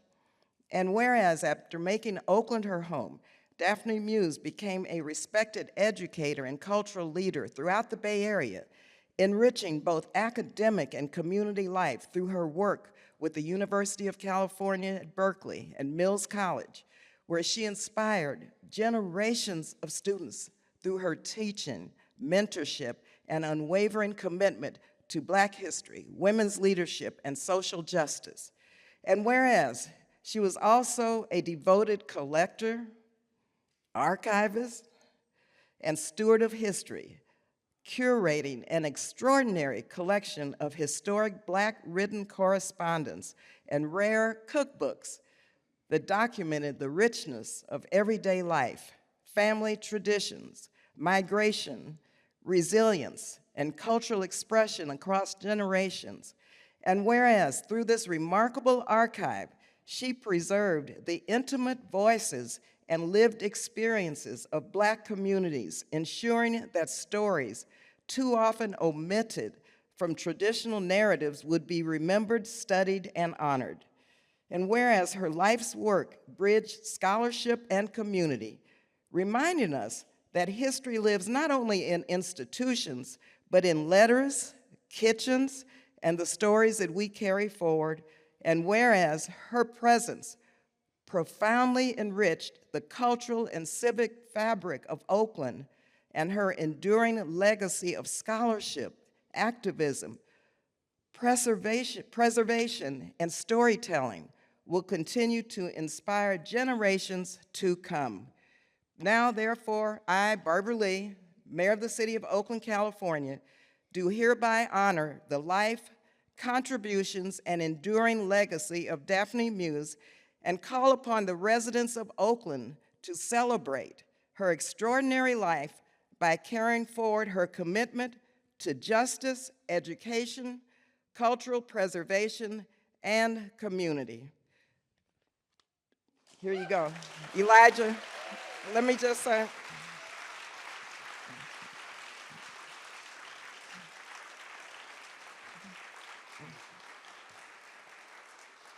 and may the spirit of Daphne, may it live through you, through her family, and through generations to come. May God bless you.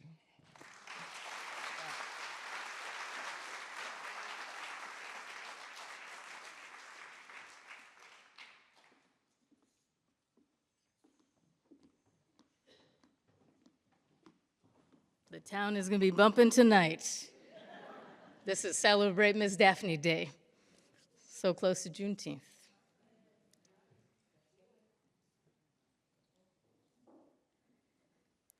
Miss Daphne's second home was in Brentwood.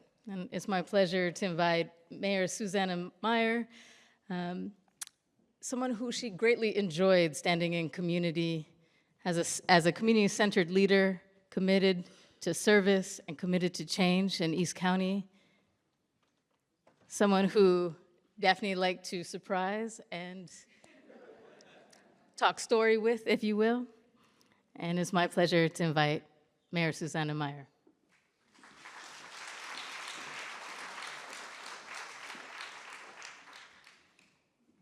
I'm feeling kind of like Daphne's goddaughter right now. Thank you very much for that warm introduction. It's kind of surreal being in this room and knowing the people that are watching from home, because many of you are heroes of some of the rest of us, people that inspired us. When I first met Daphne, I didn't realize who she was. At face value, she was this warm, beautiful, very wise older woman, and that's always what I aspired to try and be. And so it was during COVID, and we didn't have a lot of time together in person, of course, because no one did back then. But I recognized immediately that she was someone I could really be inspired by and aspire to be like. And so we were part of the same Democratic Party club in Brentwood, and I had just gotten onto city council, and I had a severe case of imposter syndrome. My day job at the time, I was working with the aging and disabilities community and did for 20 years. And so we bonded over things like talking about the aging process, talking about the fact that you can still contribute and inspire and teach as you age, and there's nothing about aging that means you can't do those things just as well as you always did. And the disabilities issues that people faced and that people didn't want to talk about, and that whole mantra about nothing about me without me, and how important it was to her that people had the voice that they deserved in the rooms that they were being spoken about. So Daphne, as you can imagine, was somebody who was inspiring to me, and she did teach me a lot. And like Sabrina mentioned, she did surprise me too. And last year I received an invitation to Mayor Lee's inauguration. At this point, I'm the mayor now. I received this invitation to the inauguration. I was shocked, and I was like, how did I get this? Like, who am I?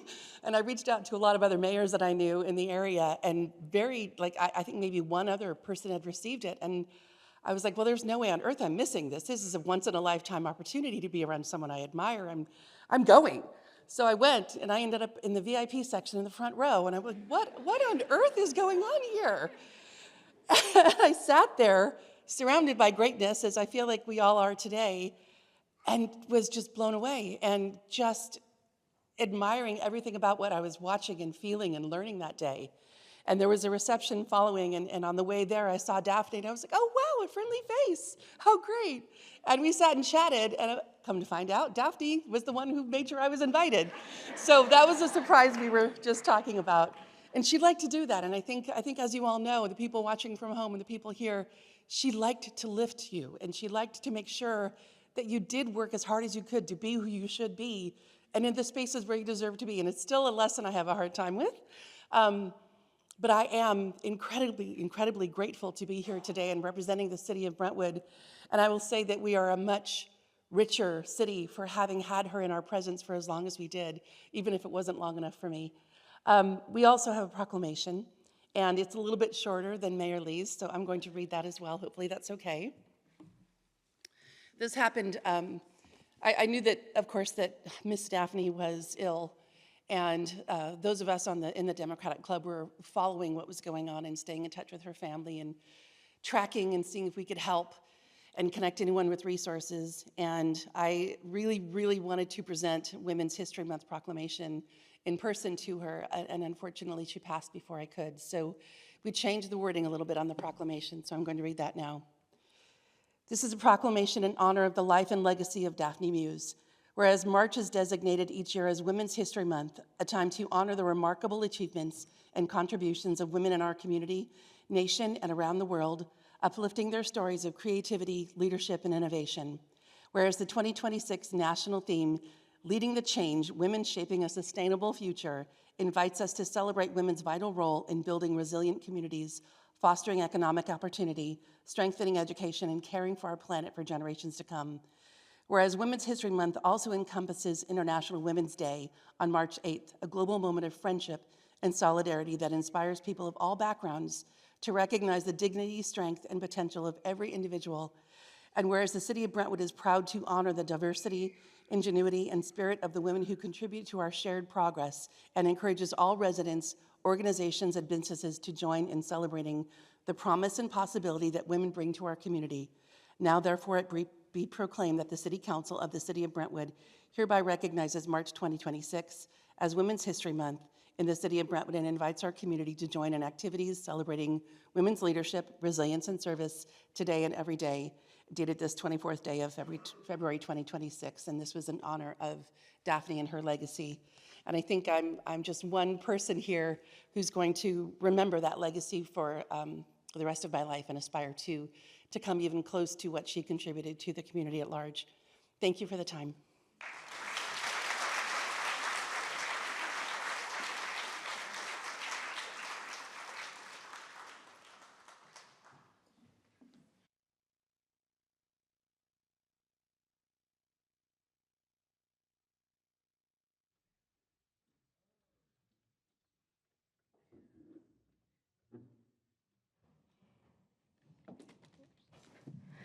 My name is Takia Franklin, and I'm honored to be here and to be a part of this celebration. I want to thank my friend Janine Anderson for asking me to be here as she rests. This is an original composition called Love Is All There Is.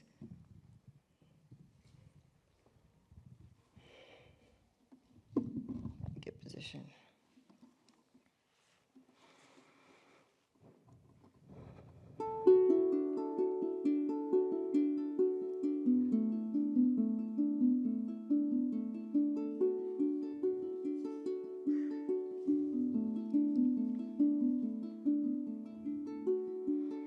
Keep doing what you love.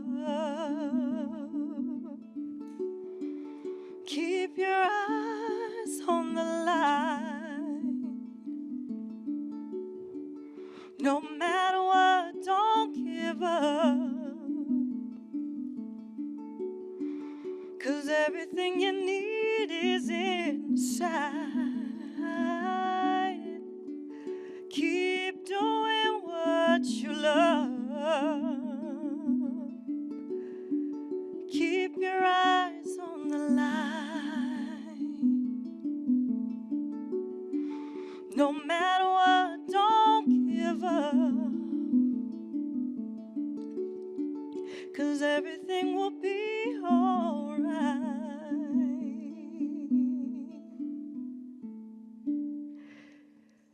'Cause love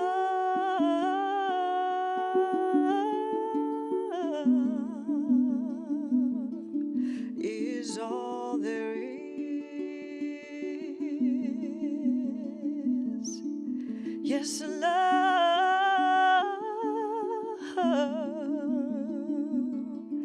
is all there is.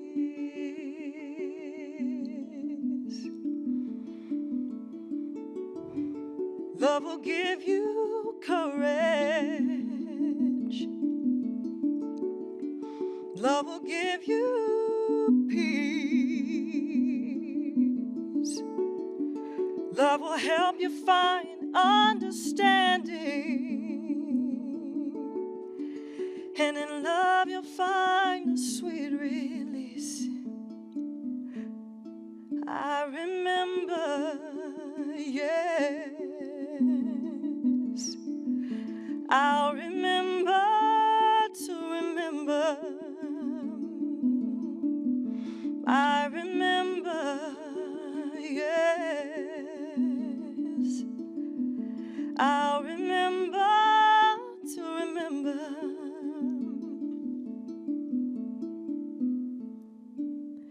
That love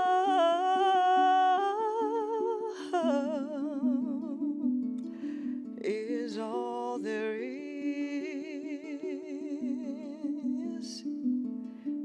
Yes, love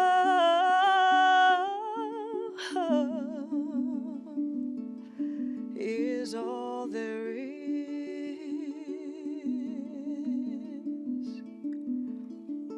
Calling in strength for your body, calling in prosperity for your mind, calling in abundance for your being, calling in everything divine, calling in strength for your body, calling in prosperity for your mind, calling in abundance for your being, calling in everything divine, calling in everything divine, calling in everything divine, calling in everything divine, calling in everything divine.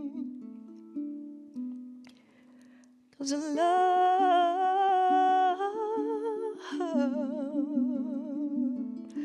is all there is.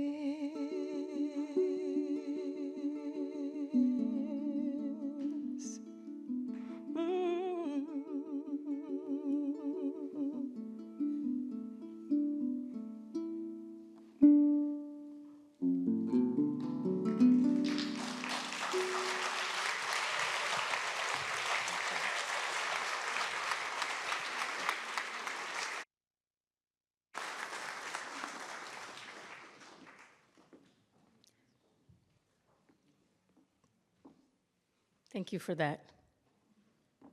Thank you for calling us into love, into abundance, into memory and remembering. I would like to now invite Dr. Angela Davis to offer a tribute to Daphne's life.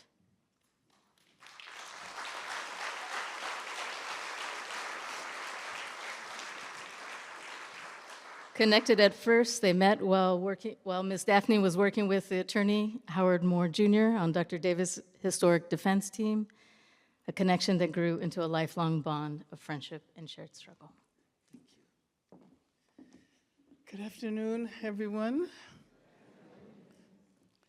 It is really an honor, a profound honor, to have been asked to participate in this celebration of the life of our sister comrade, Daphne Muse.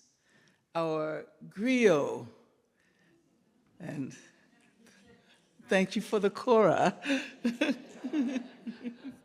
our griot par excellence, who I imagine now as knitting together the stories of the ancestors she has joined and making community even among those who had not previously recognized their affinities.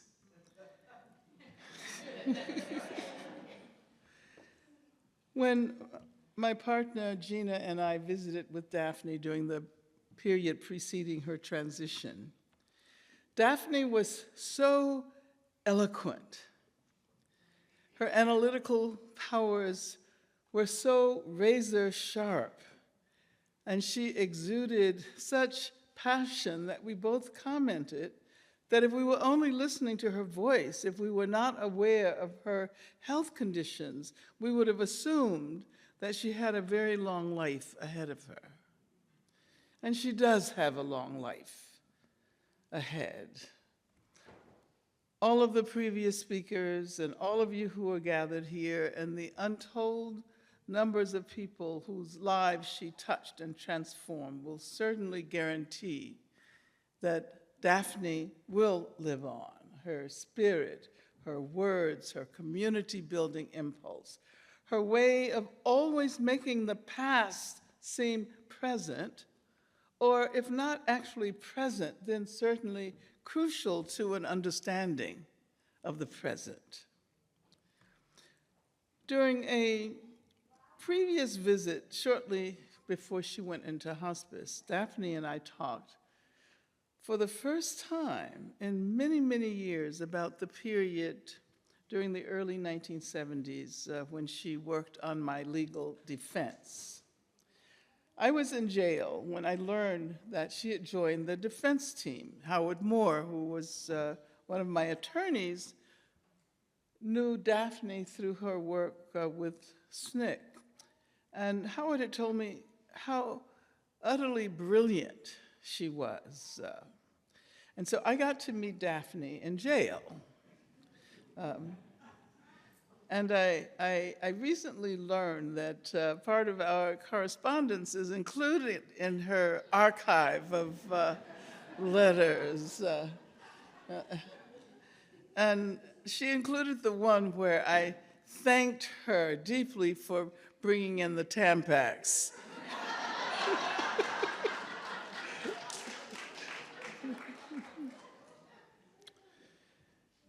I later learned that she had been working with Drum and Spear bookstore in Washington, D.C., like Marcus Books here in Oakland, one of the early radical Black bookstores, which provided the literary sustenance for our movement.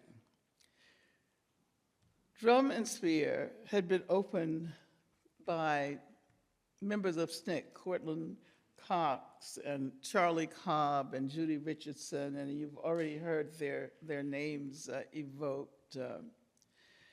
And as Daphne recounts it, she had been working for this chain bookstore, Brentano's, but her first visit to Drum and Spear moved her to quit her job at Brentano's and join the SNCC team at Drum and Spear. Reflecting on Daphne's extraordinary life and how she always managed to be where she needed to be, I realize that I never had the conversation with her about SNCC and Drum and Spear and how Drum and Spear had not only issued the call for global Black liberation, but had encouraged early on Black solidarity with Palestine. And so, just briefly, not long after the bookstore opened, the Drum and Spear Press published a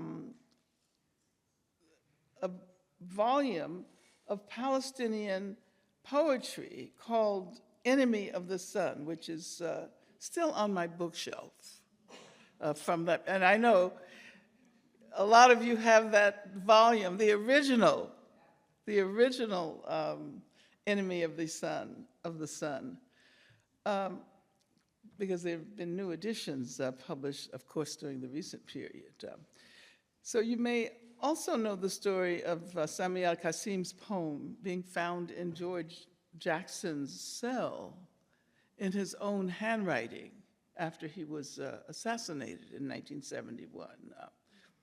and the fact that that poem circulated in Black Panther circles. Erica Huggins, I'm looking at you, Erica, and you know this story. Circulated in Black Panther circles as having been authored by George, because it was in his handwriting. And I think of Daphne as loving this kind of purposeful mistake that was produced by the only means of reproduction available to people in prison, that is, writing it out yourself and passing it on. And I say this because this was, I have many unfinished conversations with Daphne in my memory, and this was one of the many of those unfinished conversations that I now often imagine myself having with her. I looked at some of Daphne's writing, and she was an amazing writer. And I mean, I know somebody must be working on publishing a collection of her writing. Look at all of the testimonies from the veterans of the civil rights movement and so forth. So I was actually going to read, this is an extended section, and I know time is kind of running out, so I'll just try to summarize and say, Daphne evokes, all of the important writers that schooled us, of Frantz Fanon, Richard Wright, Langston Hughes, John Henrik Clarke, and then she says, and the sayings of just folk, like grassroots philosopher Junebug Jabbo Jones. And these were all of the writers and philosophers who inspired her. And then she goes on to say that while holding down drum and sphere during an increasingly daunted time, Cortland and Charlie bestowed the moniker of Juness June Bunny Jones upon me. Juness June Bear.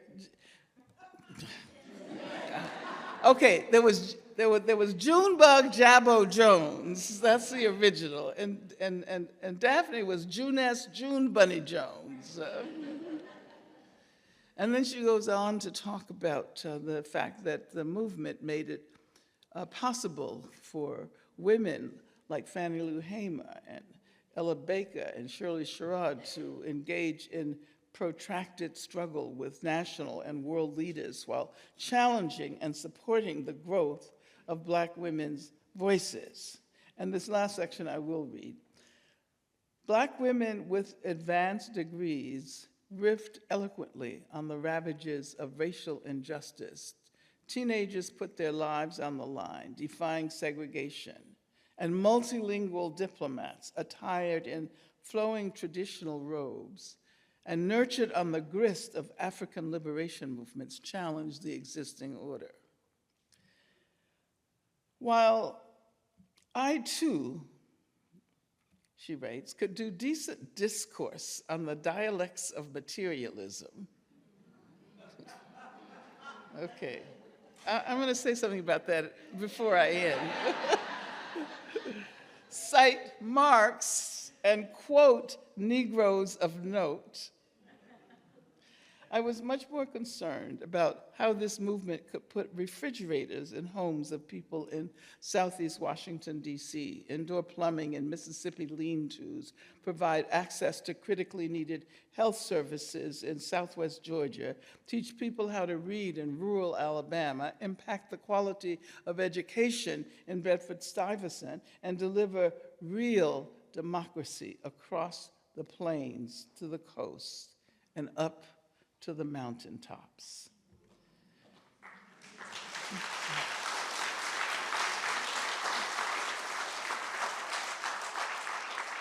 Daphne brought a distinctly aesthetic dimension to the movement. It was not only what she said, but her head-turning turns of phrase, her metaphors, her alliteration, decent discourse on the dialects of materialism, which her Marxist economist husband, David, certainly appreciated. He must be smiling down on us right now. Daphne loved books. She loved literature. And she bemoaned the fact that children's literature, especially Black children's literature, was so sparse during that period. So we should realize how far we've come. And Daphne knew that literature could make its way into children's hearts and minds and could generate desire for more art and more literature, and could ignite passions for justice and freedom and community.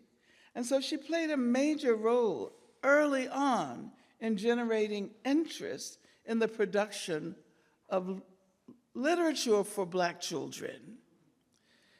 She published an article in the Black Scholar in 1975, entitled Black Children's Literature, Rebirth of a Neglected Genre. And in that article, she called for the renaissance of Black literature and Black women's literature, especially of the 1970s, to recognize and be more inclusive of children's books.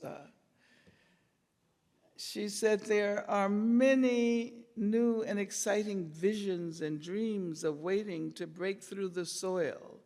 In the spirit of Virginia Hamilton, Julius Lester, June Jordan, the tradition of John Steptoe, Tom Feelings, Alexis DeVoe, we await the coming of the first Black science fiction story for our children. And she got to also see Black Panther. It is, after all, she writes, important that we begin to recognize the fact that we are not the only planet in the universe.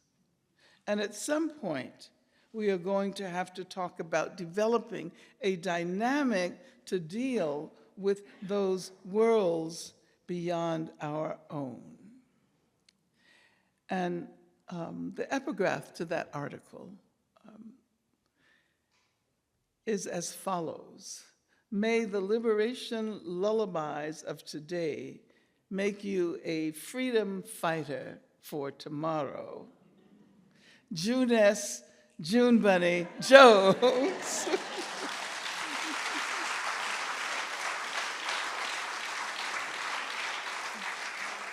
You know, there's so much more that I could say, that we could all say about Daphne. I did want to include the fact that she was the vision, what was it, the organization Grandma's Going Global, and what was her position? No, I know she founded it, but she also, yeah, it was something. But she was also the vision developer and chief visionary. That's what, yeah, chief visionary. And so, you know, there's no good way to close these reflections on Daphne. And I don't think Daphne believed in closures. And so I think she only believed in better beginnings. And so I want to say, along with all of the other phenomenal participants in this program of celebration, that we all bear the responsibility of carrying forth Daphne Muse's legacy. Daphne will forever remain our muse. Daphne presente.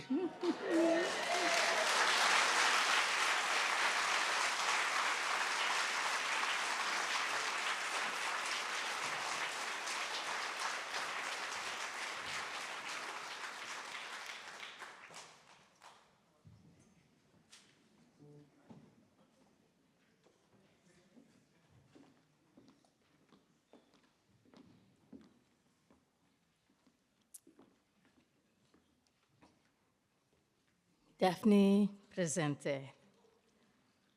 Now I would like to welcome Anya and the family to share some words. Try. Everyone knows that Anya's try is a do.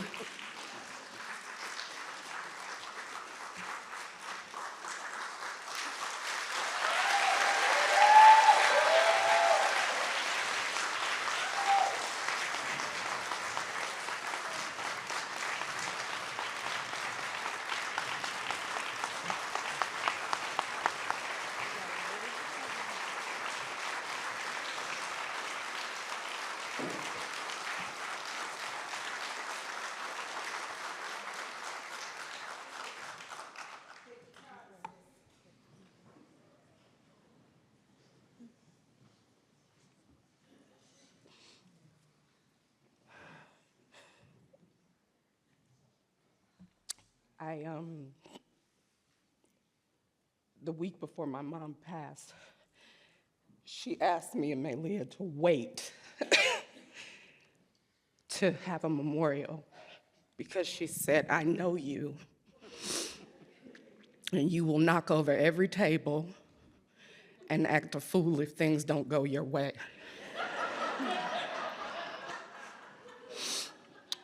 And she told me to talk to Auntie Noli and Auntie Mary Lou, and we began a process of planning what I thought was gonna be 50 people. Really simple. And then Auntie Noli said, now Anya Naya. I just wanna share, first my gratitude, because my mom and I, like most mother-daughters, had a complicated relationship that grew into one of the most inspiring and loving relationships of my life. And those complications threatened our ability to communicate and to function. But the thing that I appreciate is my mother said to me right before she passed, the proof of how you've grown shows up in your children because they never gave you an ounce of the hell that you gave me. And she's absolutely right. She was absolutely right. Probably because I'm a little crazier, so my kids think I'm nuts, so they kind of were like, we're not even gonna try it. But I am my mother's child. And hearing from my uncles, my mom gave a lot of lip to my grandfather in particular. And I spent the first half of my life, I think well into my 20s, trying to be anything but like my mother, and have developed fully into my mother.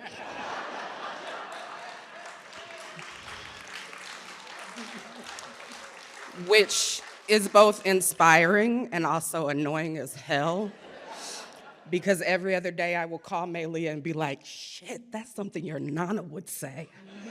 And she just responds and goes, uh-huh, duh. But I'm grateful. If I have ever called you cousin, will you stand up?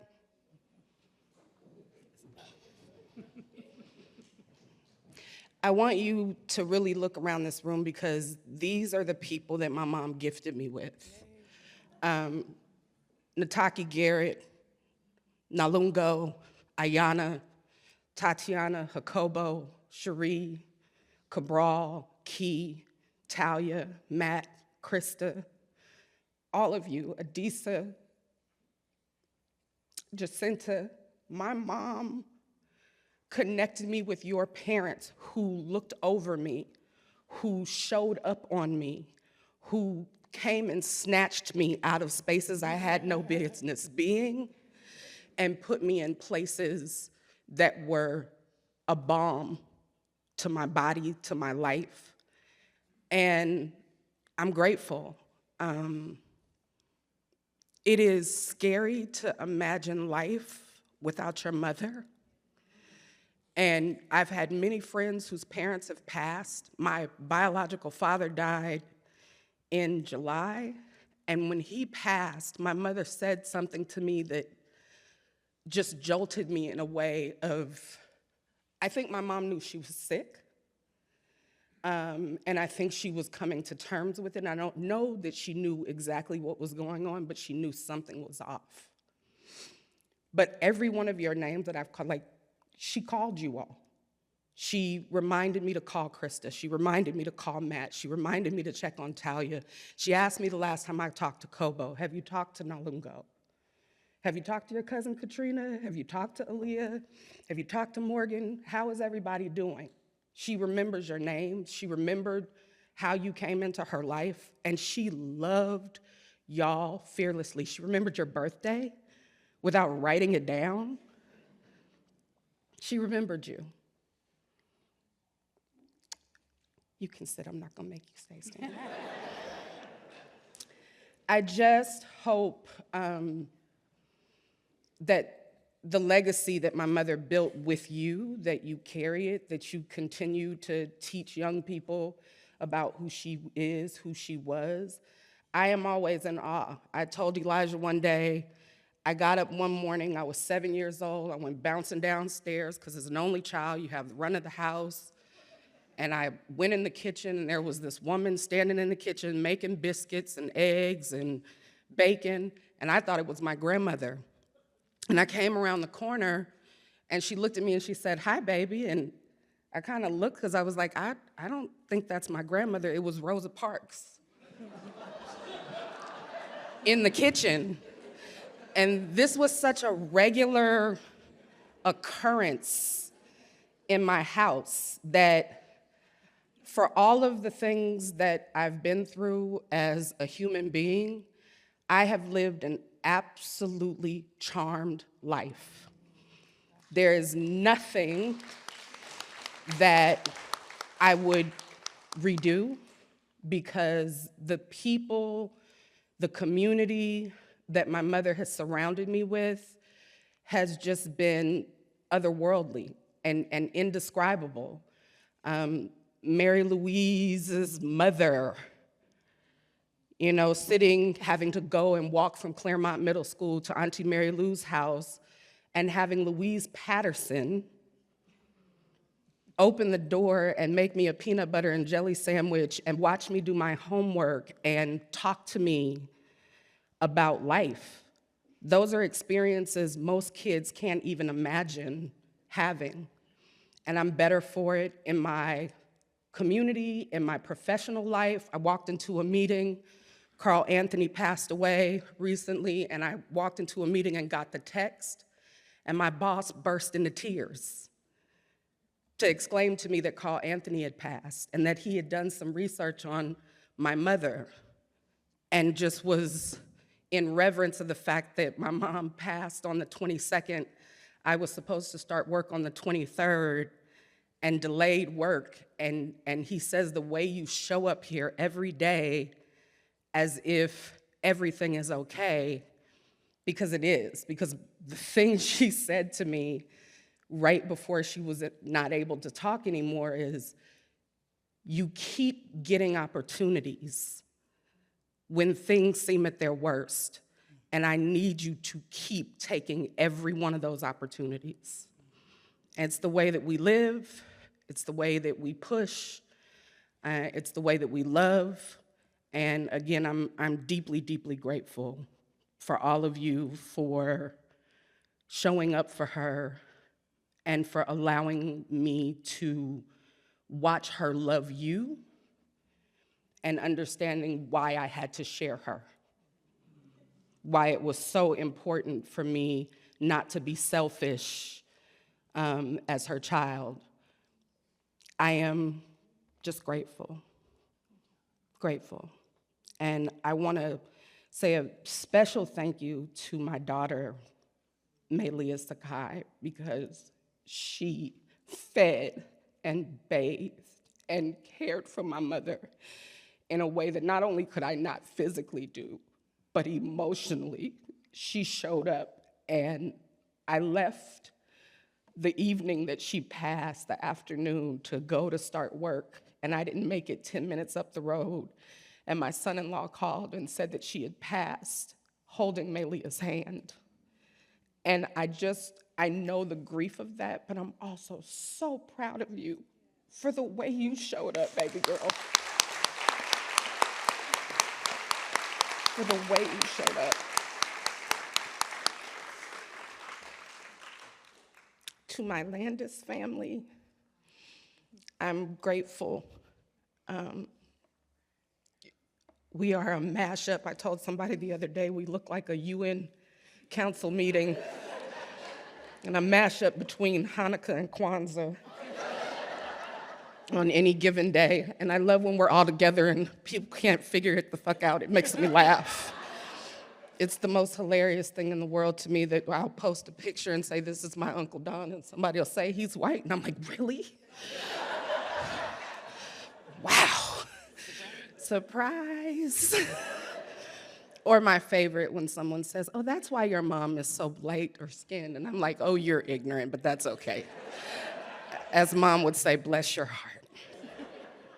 To Grant and Abby, I don't know where you are, I can't see you, but these are two of Mom's students who absolutely, she poured her love and her joy and her heart into, and every conversation was about your brilliance. Every conversation was about your future and about how much she could not wait to see you become. She loved you deeply, and I hope you know that and that it just continues to resonate with you. We need to play this exit so you all can go eat and sit on the lawn and enjoy one another. And I just want to say again, thank you, thank you, thank you, thank you so much for everything, for being here. Thank you.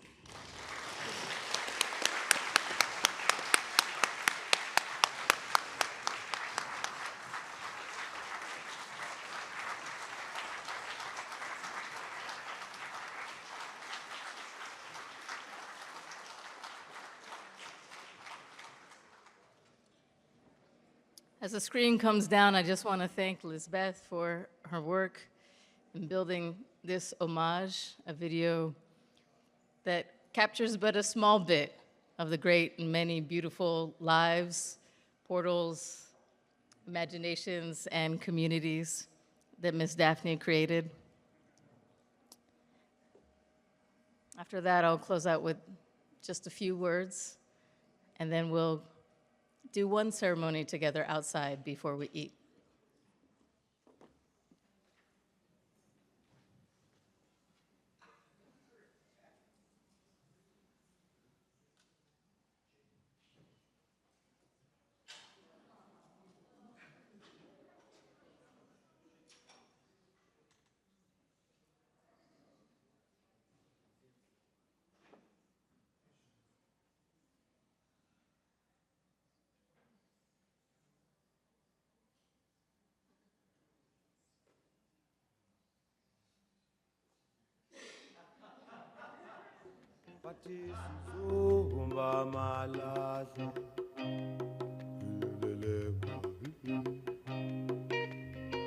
Stimela sihamba ngamalahle sibele dala kupaye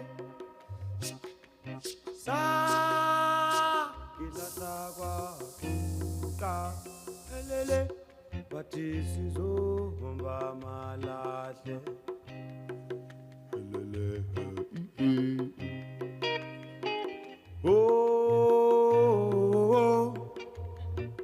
Silinyule nkomponi Yelele bame Sihleli njengezinja ebabe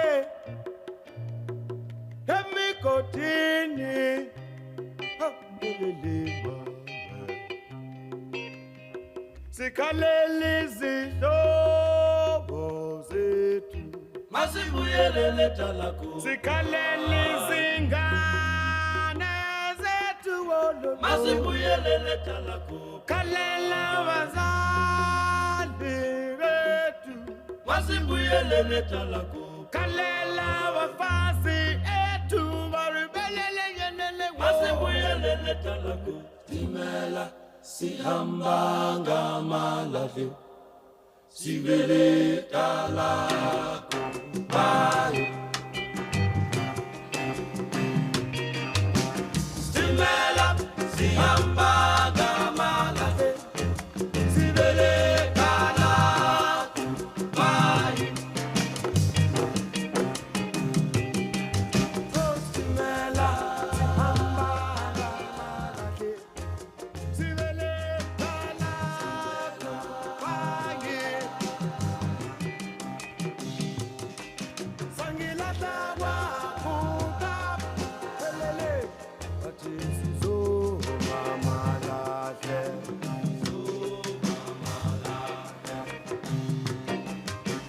Stimela amba mama lahle Sibele talaka Bye Helele sangilata wakuta Ati sizo mama lahle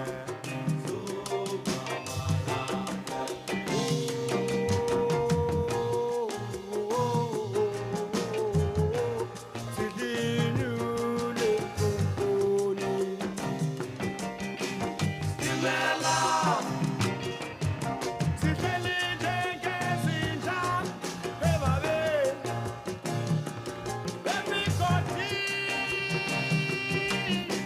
Stimela Wathi sikhaleli izihlobo zethu Masibuyelele talako Sikhaleli izingane zethu yele Masibuyelele talako Sikhalela abazali bethu Masibuyelele talako Sikhalela abafazi bethu maribele phele Masibuyelele talako Sihamba ngamalahle Sibele talako Bye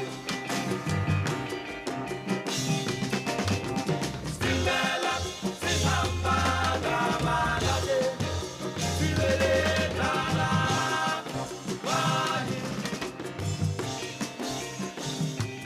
Sihamba ngamalahle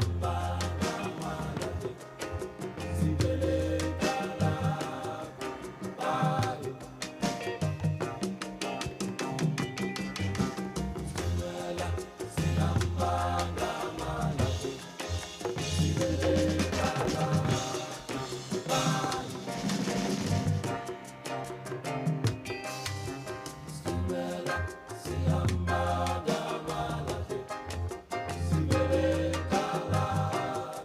Bye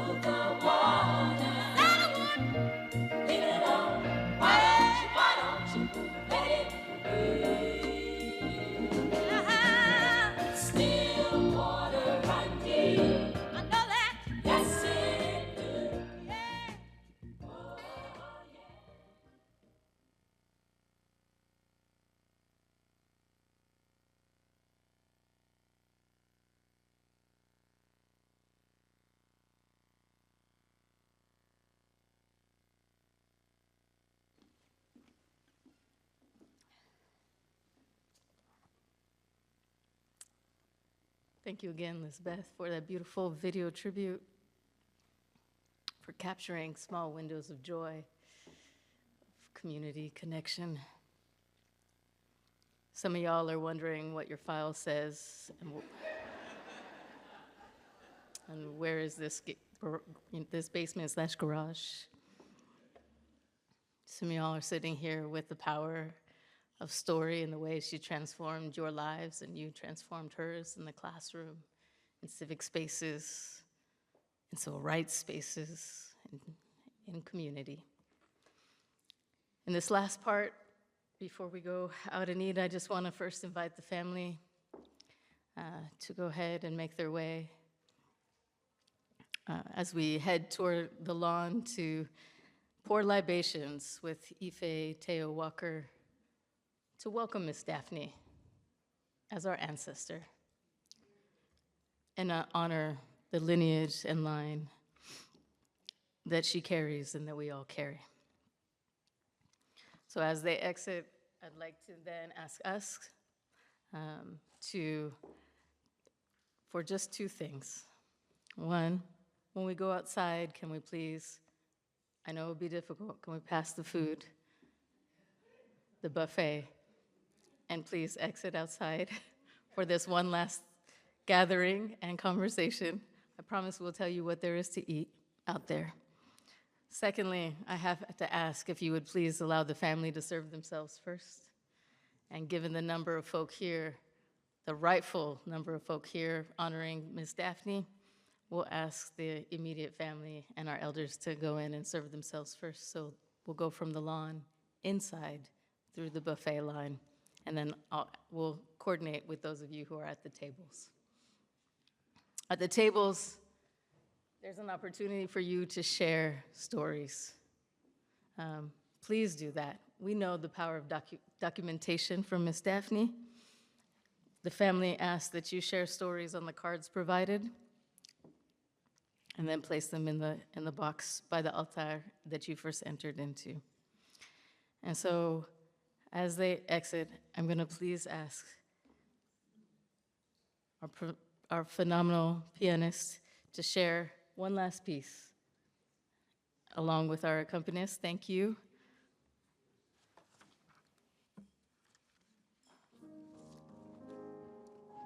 And the ushers will ask you in some regions to exit and make our way to the lawn as we enjoy this music and pour libations for Miss Daphne.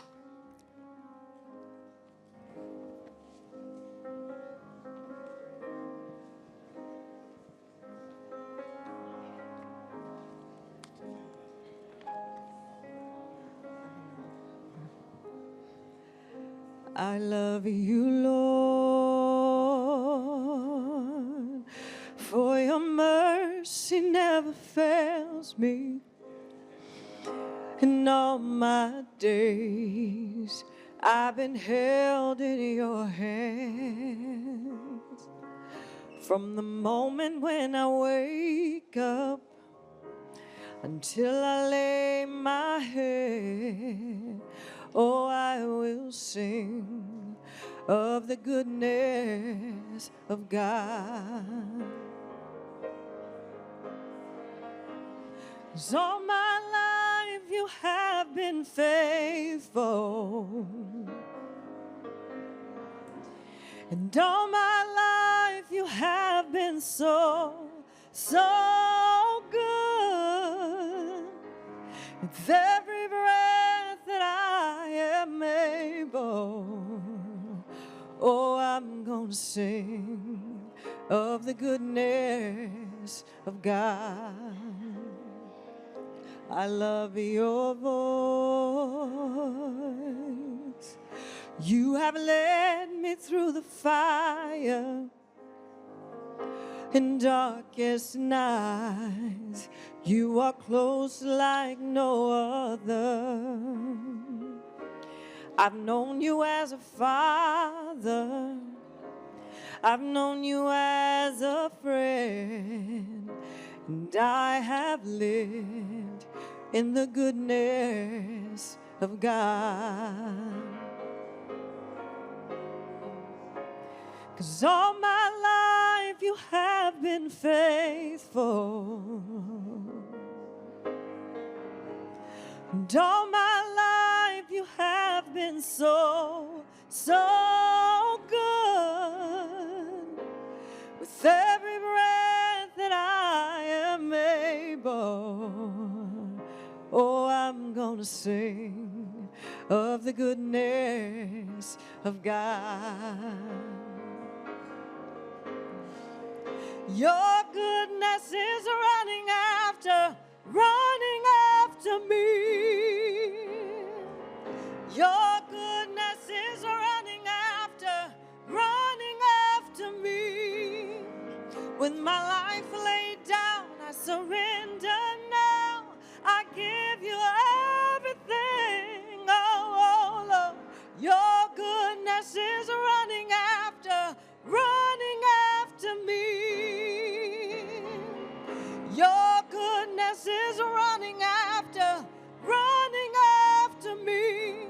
I know it for myself, that goodness is running after me. With my life laid down, I surrender now. I give you everything, oh Lord. Your goodness is running after me.